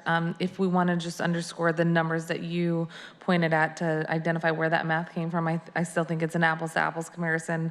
Aaron, do you want to sort of help us understand the math that went into the calculation that Councilmember Bagshaw and I have also seen as well? Sure, and I think, so we're looking at 2018 income and rent limits and 2018 AMI levels, and then 2019 AMI levels, plus the proposed changes. And so there's a lot of different variables that we're looking at. The reason that the 2018 income and rent levels come into play is because much of the concern we heard was around pipeline projects that are already in planning, and now this shifts the calculus for them. And my understanding was that it was likely that the performance would be based on 2018 rent levels, and so that's where you get that dollar difference, saying, well, if you're basing your project on the 2018 metrics, what we are proposing really is $1 off of that for studios and $15 off of that for one bedrooms in terms of rent collected. And so that's where I think how do those compare? What you are arguing and what Ally was saying, can you bring those together for me? I don't think it's, I think we are saying the same thing. I think what Aaron is suggesting is if you are a developer and you are planning to build a project and you are making assumptions about how much rent you will be able to collect, and you were doing that last January, you were looking at the rent levels and AMI levels that were published for 2018. And so if a person is suggesting that this change significantly impacts those outcomes, I think Aaron is just noting that the difference is $1 in rent, right? And so the numbers, if you were planning on being able to collect $1,141 in rent for a studio, you will be able to collect $1,140 with the 2019 numbers with the adjustment that this legislation would introduce. So that takes into account that we would be going from 65% to 60 AMI? Right. Correct. Very helpful. I appreciate you walking us through that because we've both been receiving questions about that, so that's very helpful. I know that this is a balance, right? This is a delicate balance that we're trying to both incentivize the creation of housing, ensure that that housing does get developed, and that we have more units online, and as you've heard, that we're doing so with the public dollar and the public trust in mind. So I am happy to bring this forward with the amendments that we've included in here, and also recognize there's going to be more conversations to come. I think this isn't the first time we've heard questions raised about what is the right balance, and at the state level, we've talked for a long time about what are those additional incentives that could potentially be included for labor. But I appreciate that in the 8 amendments that we've talked about, 4 of them last week and 4 this week, that what we've done is to try to include feedback from the developer community, the nonprofit community, including developers as well, community advocates for affordable housing, and our labor partners. And so I think what you see in front of us is an attempt to move forward with the renewal and include some of our values, and a little bit of a placeholder for future discussions. And I know that it's something that folks are going to continue to analyze and research, and part of that's because we put some language in there to require that analysis come back. But that's how I'm feeling about these these 8 elements. So do I understand correctly that if something's in the pipeline right now, that they've been applied for our permits, that this new language doesn't apply to projects that are already in the pipeline? So one concern I heard was, I think it depends how you, so let's just define pipeline for a moment. Projects vest under the current MFTE requirements at the time that they submit their application. So if a project has submitted an MFTE application to the Office of Housing before the new program goes into effect, they will vest under the old program. And the date, the effective date will be under the, as proposed? It will be the standard effective date, so 30 days after the mayor signs the bill. Okay. Any value of putting an effective date 1st of January, assuming that she signs it? I haven't heard anybody ask for that.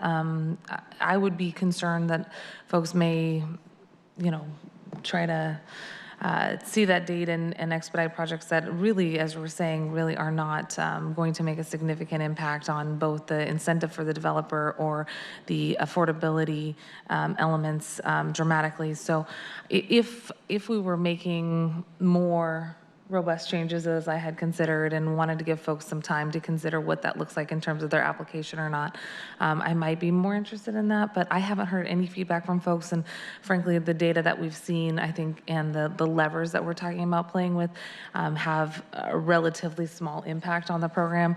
I think that the 30-day time frame is still reasonable.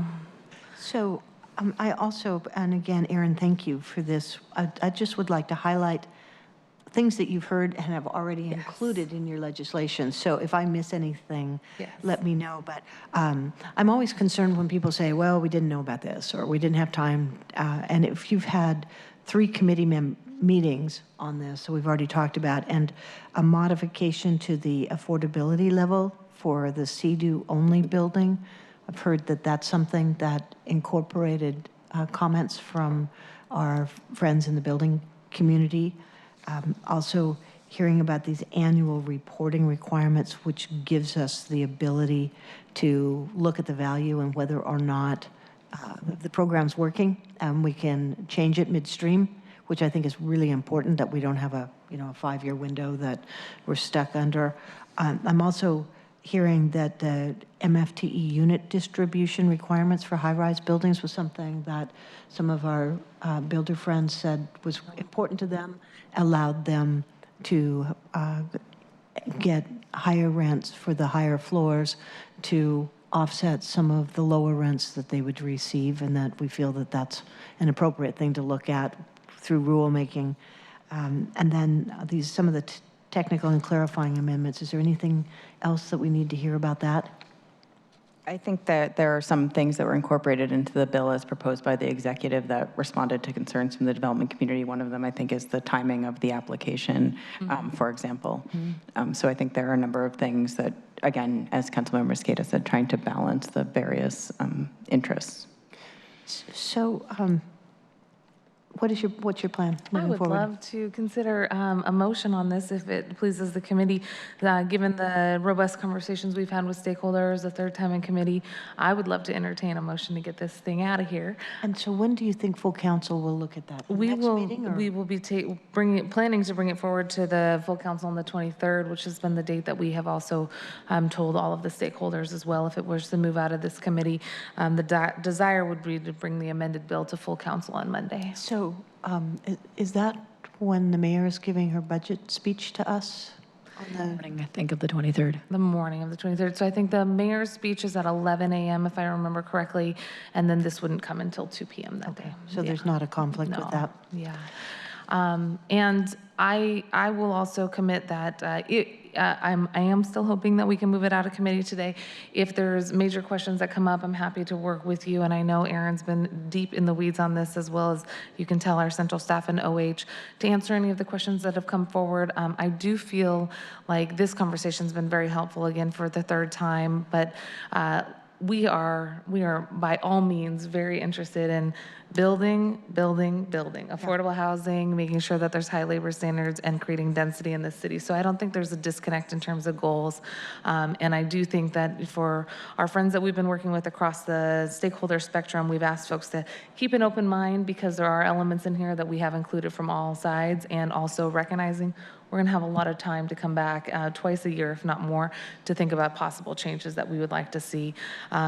Again, if I were to have a magic wand, there's a lot of things that I would love to do to change the thresholds to make sure that that affordability element was really something that we could see scoped. And at the same time, when we look at where folks are struggling to live in the city, we do know that it's up to 60% AMI, and trying to figure out that right balance, I think, is what this piece of legislation has attempted to accomplish here. So I think something that you and I have talked about many times, and as we go through budget, I think it's going to be really important, and that's to focus some of our investments, more of our investments on the 0 to 30%. Exactly.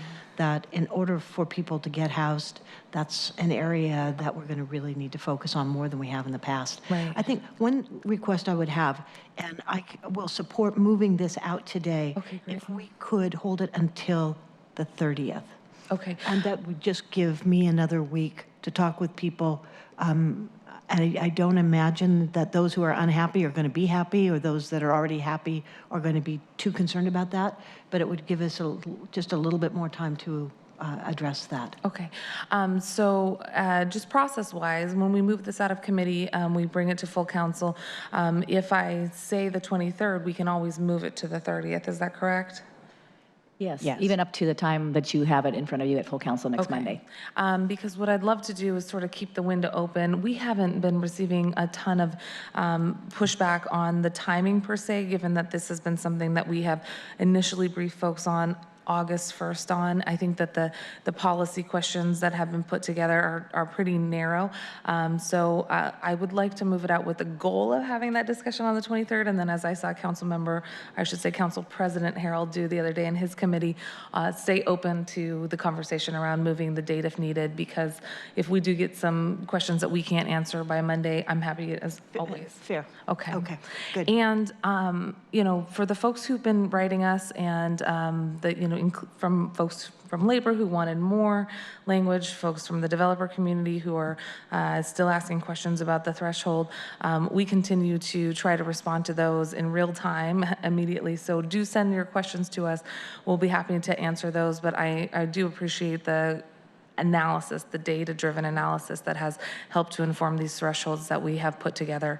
And just want to make sure that folks know this wasn't done in haste. This wasn't done very quickly overnight. This was really a long process that, frankly, central staff encouraged us to do before going down the route of making any changes, so that we knew what that right balance was. And I want to discourage folks from thinking that any of this was just sort of made up on a whim. This has really been informed by a long process. So we do have the data to back it up, and happy to, I think, share that information with folks who are continuing to ask questions. But it is not everything I would like, and I'm sure that it is, in theory, a little scary to think about potential changes in the future, but if you think about the levers that we're using and the small impact that this is having at this point, I do think that the fears that we're hearing are not necessarily founded in the data that we've seen. I think that's very valuable, and I just want to signal to anybody who has remaining concerns, let us know.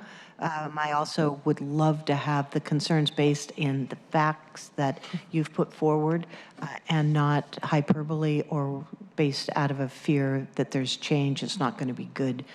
And one last thing, maybe you can talk about this. Public benefit, we always talk about public benefit. This one's a major policy. Can anyone just describe what the public benefits are in this program? I think it's obvious, but I'd love to hear it. Well, I think you have the affordable units that we're trying to achieve with this program first and foremost. I think some of the new things are the affirmative efforts to further fair housing, and that having an explicit goal as part of the program now, and now a plan that will be required to back that up, I think is another really good public benefit that you can point to. I think those are the two key that I can think of. Yeah, I think primarily it's the, affordable units in mixed income projects that get distributed throughout the city and continue sort of OH's commitment to ensuring that affordable units are provided in all of our neighborhoods. Yeah, I appreciate that. And I would just second that by saying, yes, spread throughout the city and often hundreds of dollars below market rate rent in those buildings. And I know you've brought this point up many, many times, but wages aren't going up as fast as rent, not by a long shot. And for those who are struggling to be able to find housing and to afford something that they can live in, either individuals or families, it's, I think, a real critical thing that we're looking at. So thank you for that. Thank you for bringing this forward. And Erin, thank you for all your hard work, too. Yeah, thank you very Working with my much. office. And, as we think about our committee meeting tomorrow, we also know that when there is a $100 increase in the cost of rent, there's about a 15% correlation in homelessness increase as well. So I think that all the work that we're doing is tied together, and look forward to continuing to find more ways to keep those rents down or at least stable, given that we have not enough housing stock out there. Very good. That's what we're trying to accomplish here. So thanks to everybody, as we've done with most of our legislation, not everybody got everything that they wanted, but we are trying to find that right balance. So thanks to the stakeholders who've been weighing in, and really thanks to Central Staff and Office of Housing for your work to do that early analysis with us so that we could be prepared to answer these questions on the why some of these levers are being chosen. And thank you, Erin House, for joining us at the table and your work with this in our office. So thanks for raising those issues, and we'll stay in touch over the next few days. At this point, I would like to go ahead and move the committee recommends passage of amended, do I need to amend the bill? Substitute, I think you want to say the proposed substitute that is in front of you. I move to amend Council Bill 119615 by substituting version D4 for version D3A. Second. Wonderful. Any comments? No more. Okay. All those in favor of substituting version D4 for version D3A, say aye. Aye. Aye. Wonderful. Any opposed? None? Okay, great. So now we've substituted Council Bill 119615. At this point, I'd like to move that the committee recommends passage of amended Council Bill 119615 out of committee to full council. Second. Any additional comments? All those in favor say aye. Aye. Any opposed? None? Okay, great. So we have now moved the motion, and the committee has recommended passage of amended Council Bill 119615 that will be considered on September 23rd in full council, unless we decide to hold it and consider it at a future date.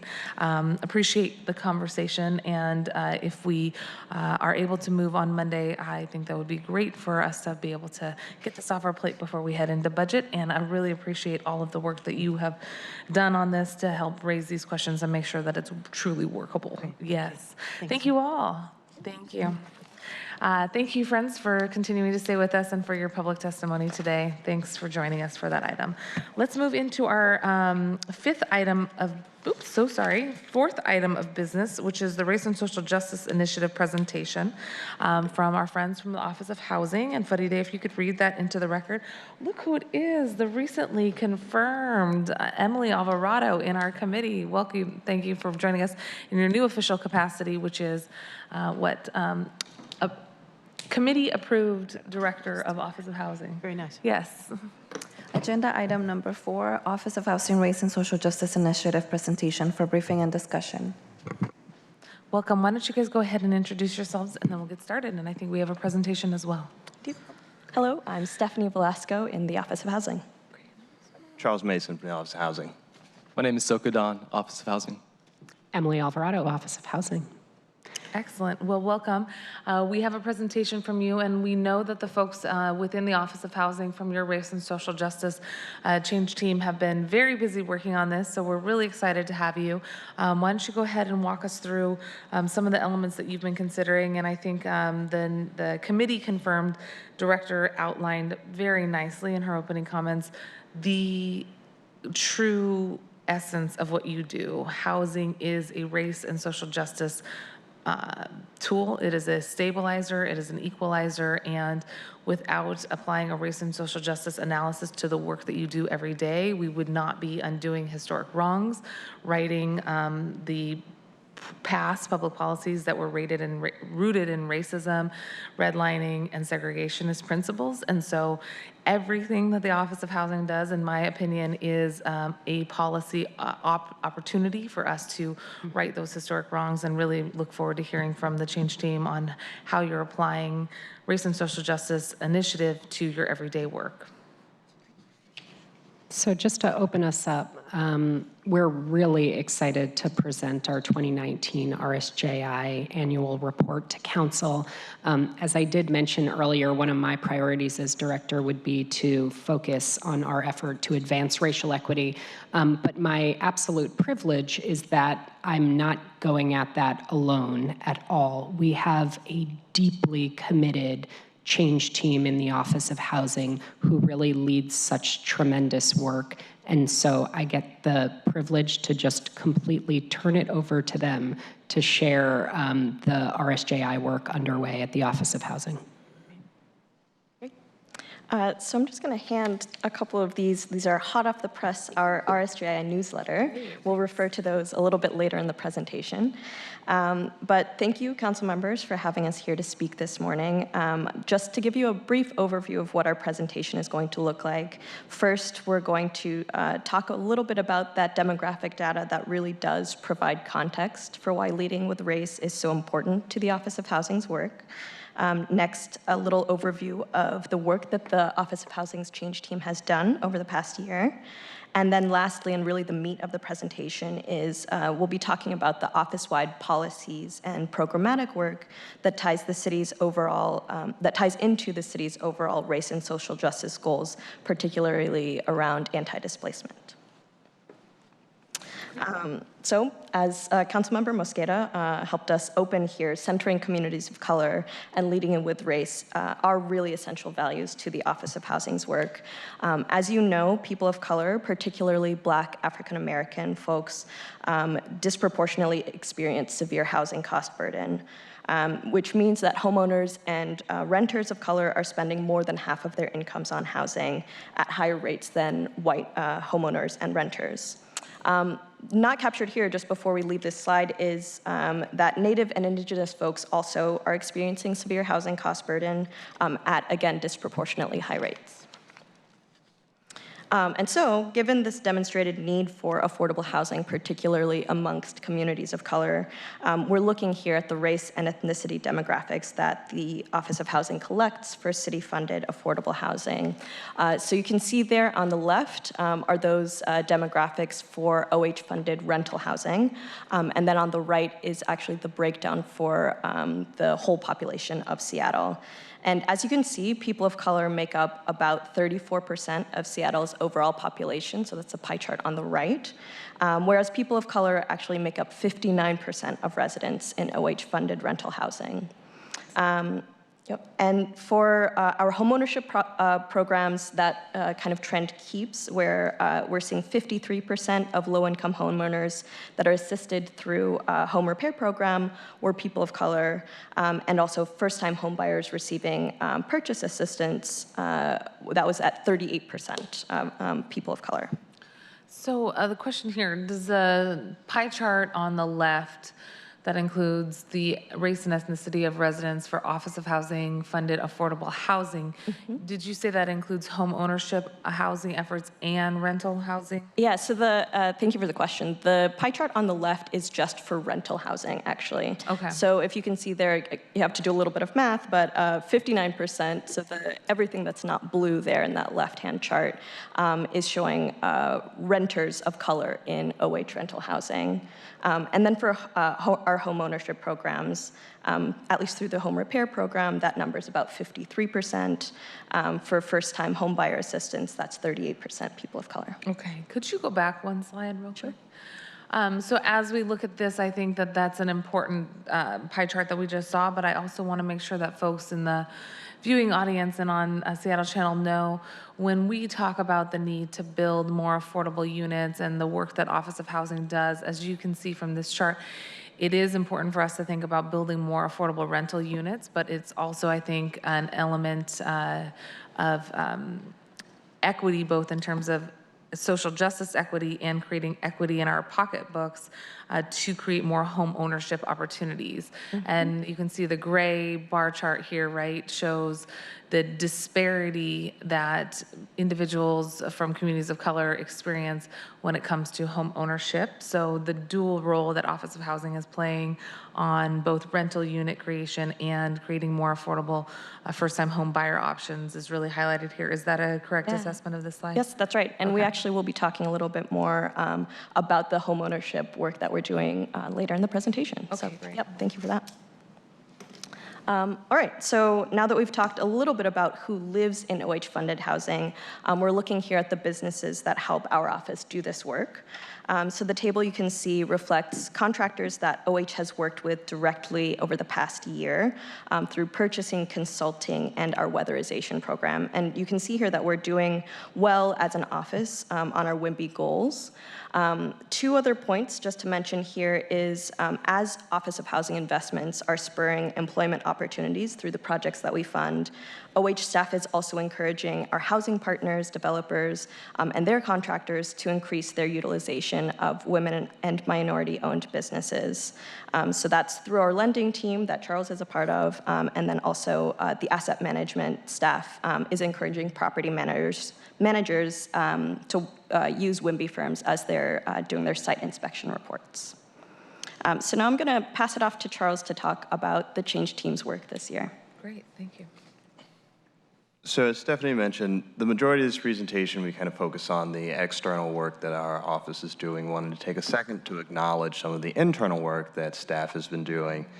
And over the past year, the Change Team has grown to 14 members, which is roughly 30% of our office, covering almost all of the teams at the Office of Housing. So we're really excited about that. It's really important to the office because having a larger Change Team has enabled staff to connect with RSGI work even if they're not directly facing the public at times. So we've done this through providing staff an opportunity to create trainings. So we're looking at coordinating a training with the People's Institute in the near future. We have also fielded events where we've taken staff to tour the redlining exhibit at the Wing Luke Museum. And lastly, we've created this newsletter, as you see here, which keeps the entire office up to date on RSGI information as it's happening. And if you notice on the back, we've also included a copy of the Continuum on Becoming an Anti-Racist Multicultural Organization, which we use as the basis for a lot of our trainings and kind of a benchmark as we move forward with RSGI trainings in the future. And so on this final note, these kind of internal efforts and giving everyone the opportunity to do RSGI work really help focus and kind of empower us to do RSGI work externally. This is a very good document. I haven't seen this before, and I'm just glancing at it right now, but I'm very impressed with just the simple language. I think it's really important. because we can get tripped up, ourselves just because we sometimes speak in code. It may mean something to the internals, but people that are looking from the outside at us are like, what are you talking about? So this is really helpful. Thank you. All right. So now this is the part of the presentation. I'm sorry, Go ahead. Just ask a quick Yeah, question about please. that. So one of the things that continues to come up for me when we get presentations from race and social justice change teams is how do you do this work and also your existing work? And are you compensated for this time? Obviously, it's during work, but then is there any sort of recognition that you are also then taking on additional work as you're doing the RSJI efforts? I assume your daily work continues to go on. So how is that recognized? And I think it's important because we often ask, especially communities of color and community partners, to be part of our city efforts, on the external world. And we struggle with compensating folks for that time and expertise. So how do we do that internally? So I would just add that being able to have 14 new members to the change team has drastically helped kind of lighten the load so that people can still focus on their day-to-day jobs while also feeling empowered to be able to continue to do this work because of the help from fellow staffs. Great. And I'll add a little bit to that is just from the management and all the way down, there's a lot of support from individual supervisors and really just from the office as a whole for this work to be done and for it to get done. So I think people are really make this work a priority at kind of a similar level as the other work that they're doing. So we really try not to look at it as here's our regular work and then here's our RSJI work. It's really all a part of what we do. Right, and that's what's exciting to me about what you're presenting here is that it's integrated and it becomes seamless, and that's what we're trying to do. It's not an overlay or something unusual. It's that we're really incorporating the values that you're talking about and the policies that we've been talking about into your work. So thank you for that. Thank you. Yeah. So speaking to that integration, here we're going to start talking about really the policy and programmatic work that our office does that really ties that racial equity lens to what we're actually doing. So OH staff has actually come to this table a couple times over the past year to talk about community preference and affirmative marketing, as these were major focus areas in our last update to the Housing Levy Administrative and Financial Plan, or as Councilmember Mosqueda called it, the moral compass that guides our office's funding decisions. So here, just to give you a quick update on where we are in that process of developing the guideline that affordable housing providers can use if they choose to implement community preference in their buildings located in areas at high risk of displacement. So you can see here kind of what we've been doing over the past year. As you know, we've been working also with the Office for Civil Rights, the City Attorney's Office, and the folks at the Equitable Development Initiative over in OPCD over the past year to develop a draft guideline, which we plan to release by the end of this year. And also I want to acknowledge that the great affordable housing providers and community advocates who've attended our workshops and really have helped to drive this process through their feedback and advocacy. Oh, yeah. Can you name some of those organizations? Sure. Actually, a lot of them were here in the room earlier. So we've had folks from SCIPTA, Interim, Capitol Hill Housing, Chief Seattle Club, Community House. Really, it's a broad range of our housing providers over, and you can see here we had a community workshop in February that was attended by about 60 folks, and then a stakeholder roundtable where we really brought together those housing providers who have projects coming up soon that they may be interested in using this community preference for. And so just before we leave this slide, I want to it bears repeating that successful implementation of community preference relies on robust affirmative marketing efforts. Any kind of preference, no matter how carefully crafted, is unlikely to achieve its intended outcomes without that really time and resource-intensive upfront work of reaching out to communities that may not otherwise hear about or feel welcome to apply. So that kind of work, and it takes a lot of time and resources, like I said, but really is what will make a community preference happen. Okay, and so before I hand off the mic here, just want to do a little introduction. You may recall from our presentation last year that based on Just to stay on a policy question related to community preference and affirmative marketing.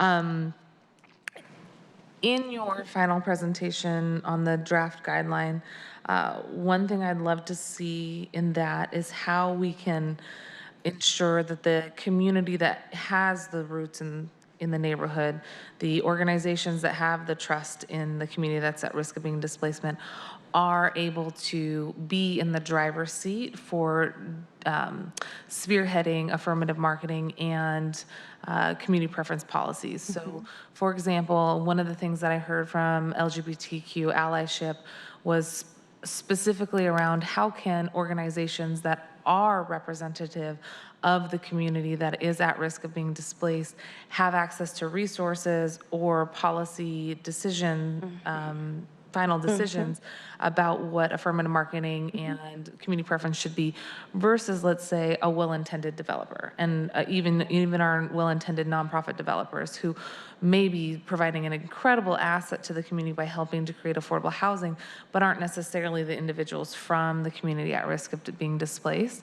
So would love to hear more, for example, how are we giving the tools to Africa Town, to LGBTQ allyship, to the folks from the Little Saigon. I'm just, by way of example, to show where those organizations and those trusted partners have been able to influence the final outreach and implementation of affirmative marketing and community preference. And then if you have recommendations for what we may need to consider doing, which is potential dollars or policy decisions about how they can get included at the table so that it's not tokenized. Sure. That would be super helpful to see in your final release. Great. Thank you. We look forward to sharing that with you. Thank you. So before I hand this off, like I was saying from last year's presentation, we talked about a racial equity toolkit that we completed and some feedback that we'd heard from community-based organizations. And we were able to put that feedback and the toolkit into actually hiring an entirely new staff position that focuses specifically on community outreach for homeownership, preservation, and stabilization programs. And here to talk to you today about that is Soka Dan. Hello.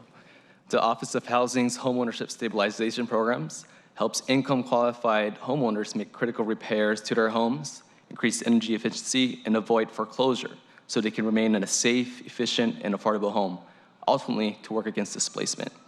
Our community engagement and outreach strategy uses a neighborhood-based approach that is centered on community partnerships. For example, this past year, we released a community engagement RFP where we selected the Urban League of Metropolitan Seattle to work with us to increase community awareness and increase the number of successful applications for our home repair, our weatherization program, and our new livable space pilot program as well. At the Office of Housing, we identify opportunities to increase equity and access to our programs. That means in my position, I'm actively developing relationships with community members, neighborhood-based organizations like nonprofits and local schools, and working with community members in order to provide one-on-one application assistance. I'm also engaging with community builders to provide interpretation and translation at our events and helping build trust in our system, in particular for communities of color. The programs in the Office of Housing are also evolving to meet the greater needs of income-qualified homeowners and renters in our city. This year, we launched the Weatherization Plus Health program. The picture on the screen actually is an event we had at Seattle Housing Authority property where we had 70+ members of the community attend to connect with King County Public Health to assist households living with family members living with asthma. Additionally, we just launched the oil to electric program to significantly reduce the utility burden of income qualified homeowners and help fight environmental injustice. In addition to that, we also just launched our livable space pilot, which is really an expansion of our home repair program to allow for these loans to be used to increase livable space at a 0% interest rate as well. And tell me about a little bit more about that livable space. You're talking about expanding a single-family home. What's included in that? Yeah, so the livable space is really an expansion of our home repair program. It's $45,000, 0% interest rate to increase livable space.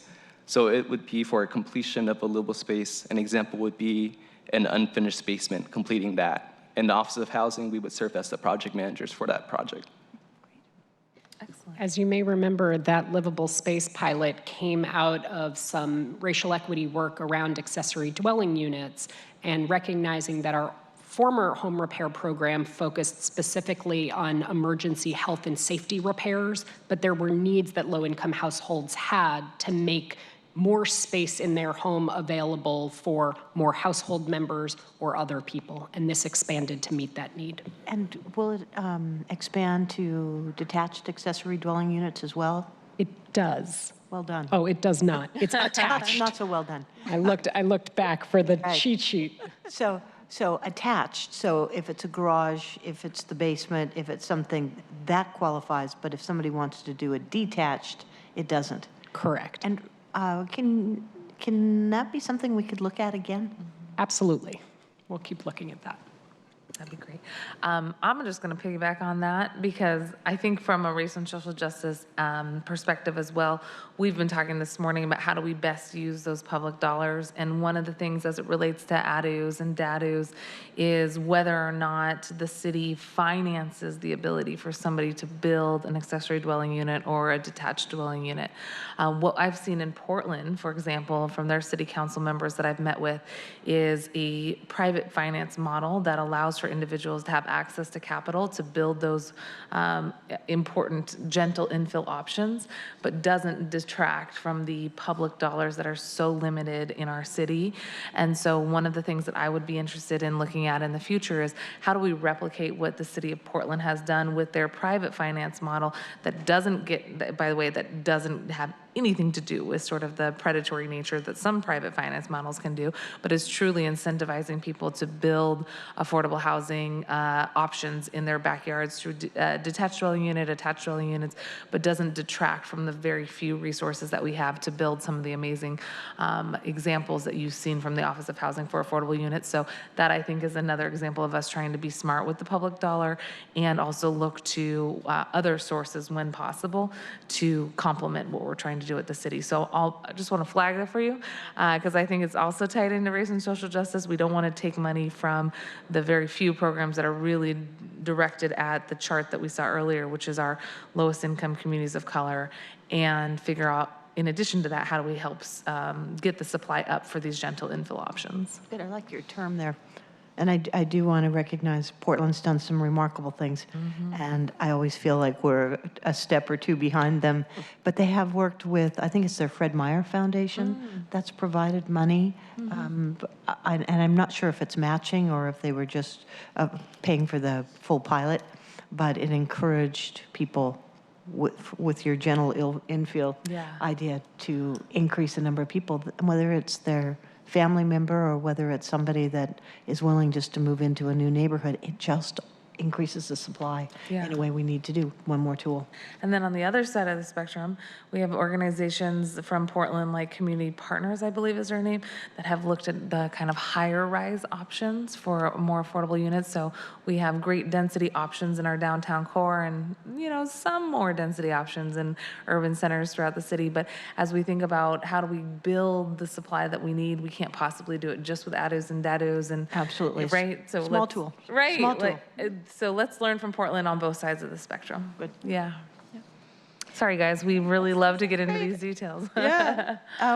So continuing kind of on the theme of homeownership and direct community outreach and engagement, OH has been working with Sound Transit and Puget Sound Sage to connect with communities in Southeast Seattle around potential homeownership opportunities on surplus land around the light rail stations.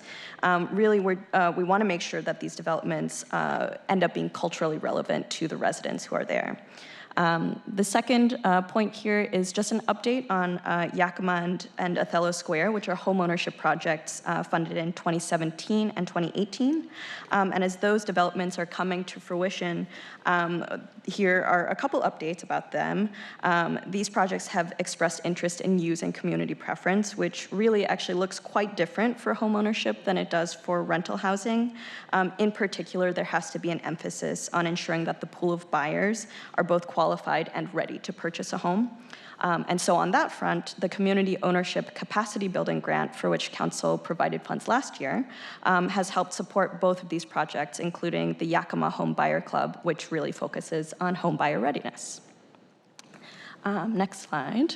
And so here, just to wrap up, looking ahead to OH's RSJI work as we wrap up 2019 and head into 2020, you can see here the 4 toolkits our office either has completed or will be completing. One that I really want to highlight here is focused on the application for our weatherization program. Following a workshop in the Duwamish Valley, OH staff received feedback that application was too complex and actually created a barrier for many households to apply. And so based on that community feedback and using a racial equity lens, OH staff was able to reduce those barriers for the oil to electric conversion program that Soka talked about earlier. And then finally, just a couple of pieces of upcoming work. Given how much of our office's work actually depends on census data, we're going to be supporting the city's outreach efforts between now and next year to make sure that that data is really complete as possible. And then one other quick mention before we wrap up here is actually kind of hearkening back to what was referenced earlier is this pilot program that we're working on developing that would assist low and moderate income homeowners interested in building ADUs. So we're doing that stakeholder engagement now to create a loan product that will hopefully make that opportunity accessible to a wider range of homeowners. Great. Could we ask for folks to take a look at that Portland model to see kind of a comparison between using public funds versus what Portland has done and how you all think that that mirrors the RSJI values? Okay. Well done.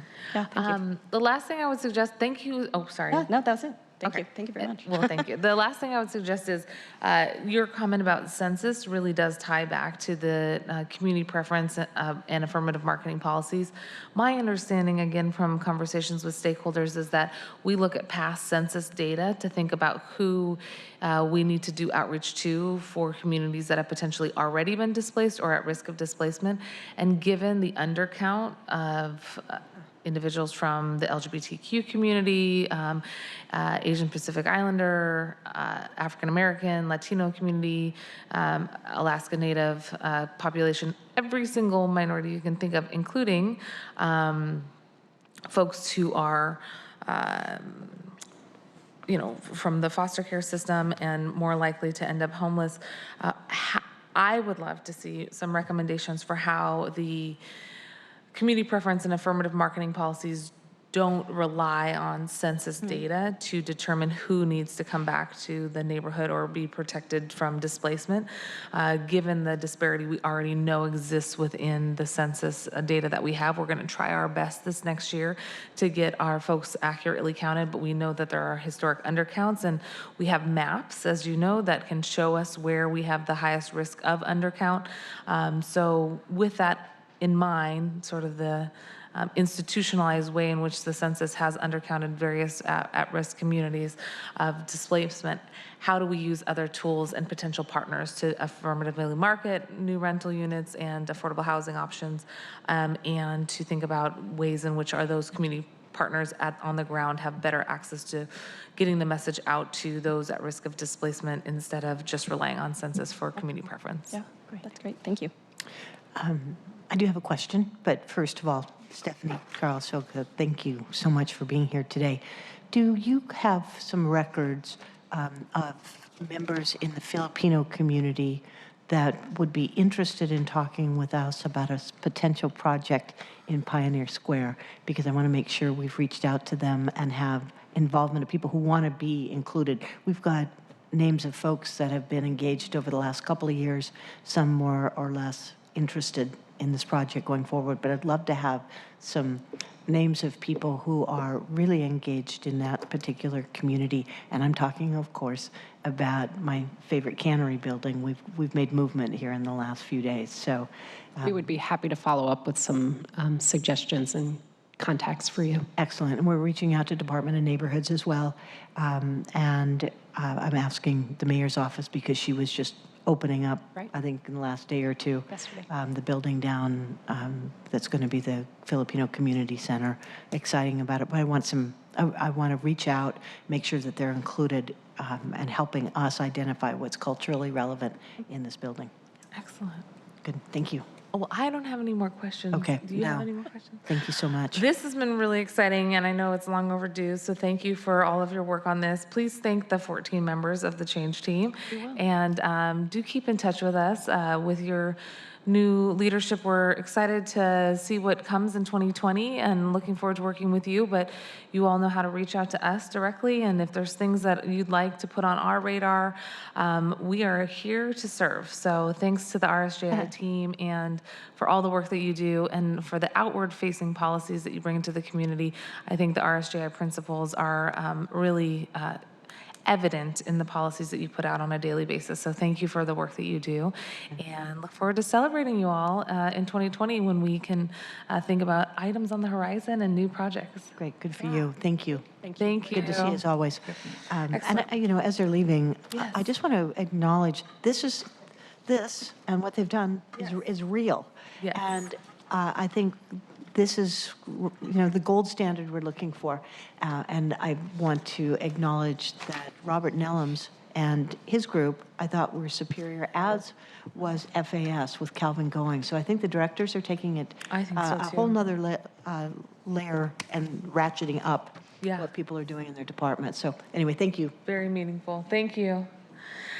Excellent. So we are right on track to finish up very briefly here. We have one sort of technical thing we have to do, which is consider item number 5 on our agenda, which is going back to the hotel worker legislation to basically do some cleanup given the passage of our bills, plural, last week in committee and to all of us this week on Monday.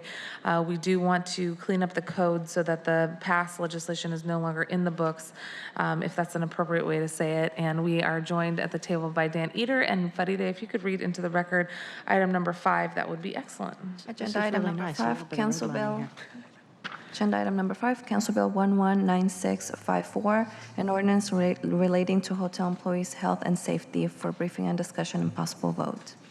Dan, it wouldn't be a Housing, Health, Energy, and Workers' Rights Committee without you, so thank you for being here yet again. My pleasure. And for all of your past work with us. It's been we called it a labor of love because it took us about 9 months of community engagement and then council discussion. So 9 months, get it? Yeah, I was good. Yeah, I got it. Okay. So we want to just thank you again. And Karina's not here because she's representing us as well at the Labor Management Leadership Committee discussion right now, which I really appreciate. But thanks to both of you. And today we're here for some cleanup. So why don't you walk us through what we're doing and the why? Sure, happy to do that. Dan Eater, Council Central Staff. Council Bill 119654, as the chair mentioned, would repeal Chapter 1425 of the Seattle Municipal Code. This would, as the chair mentioned, take off of the books, as it were, those particular protections for employees that were established in Initiative 124. The bill on today's agenda eliminates those now outdated SMC provisions because the full council passed a new iteration of those employee protections earlier this week. So while the legislation of Initiative 124 is on the books, and while those protections aren't in place given the court's pending ruling, the reality is we cannot have two potential pieces of legislation that are in some elements conflicting in our statute at the same time, so we are moving to clean that up. Is that in essence That is what we're doing? exactly right. Okay. And I'm sorry I didn't get a chance to ask you this in advance, so do tell me if you want to take it offline or if you have an immediate answer, that's great too. If not, no pressure either way. But given that the mayor has yet to sign the 4 pieces of legislation, do we run any risk with repealing this original ordinance that's currently on the books? The expectation is that the legislation will be signed into law.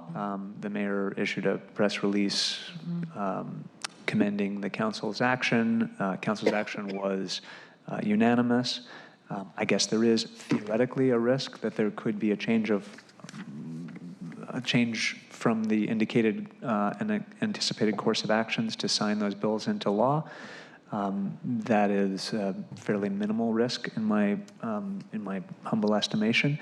And if the bills are signed before the repeal legislation gets to full council, then that even theoretical risk will have been eliminated. Gotcha. Okay. And we do want to thank the executive. Mayor Durkin has issued a statement supporting our legislation, and her team has been good to work with. So I think that the support from council and the executive is that we have harmony in City Hall here, and that's not, I don't think that's a concern. I guess the question I was wondering, is there a legal reason to wait? But it does seem like a cleaner way for us to make sure that the executive, when she signs the legislation that we've sent up for her consideration on those 4 elements, has a clean slate and that this is no longer in the books. Is that accurate? Okay. Yes, I think that's accurate. Great.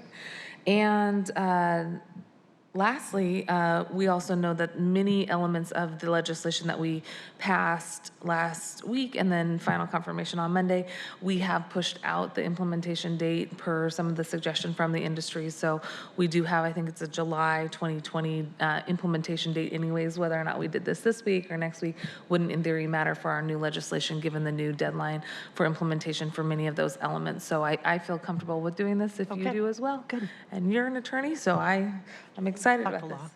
And, yeah, and we've talked a lot. So any other questions? No, I'm okay. good. I'm good. I move the committee recommends passage of Council Bill 119654. Second. Any other comments? None. All those in favor, please say aye. Aye. Any opposed? None. Okay, we have unanimously passed Council Bill 119654 out of committee. We will bring this forward for the council's consideration on September 23rd for a vote. And again, thank you for all your work on this. This is the last effort here. And we will have a next committee meeting on Tuesday, September 24th at 2 p.m. I know you have a meeting that day at 4 p.m. Is that correct? Yes. Hey, Dan. Thanks. Thank you, Dan. So we will be meeting right before your committee meeting. I promise we will be done on time and give you and your team a chance to get in here. From one meeting to the next. I know, so it'll be great. So on September 24th at 2 p.m., we have City Light focused items. City Light Review Panel, Commission reappointment. That's Leon Garnett. We have the Northwest Seattle property sale. We have the rate pilot discussion and possible vote. Burien and BPA rates. Northern Grid, which is our regional planning organization, and Emergency Low Income Assistance Program. And I just want to thank the director, Deborah Smith, the CEO of Seattle City Lights. She's been working with us to issue some clarification in the guidance, or I should say the notification that has been going out to customers about potential overdue bills.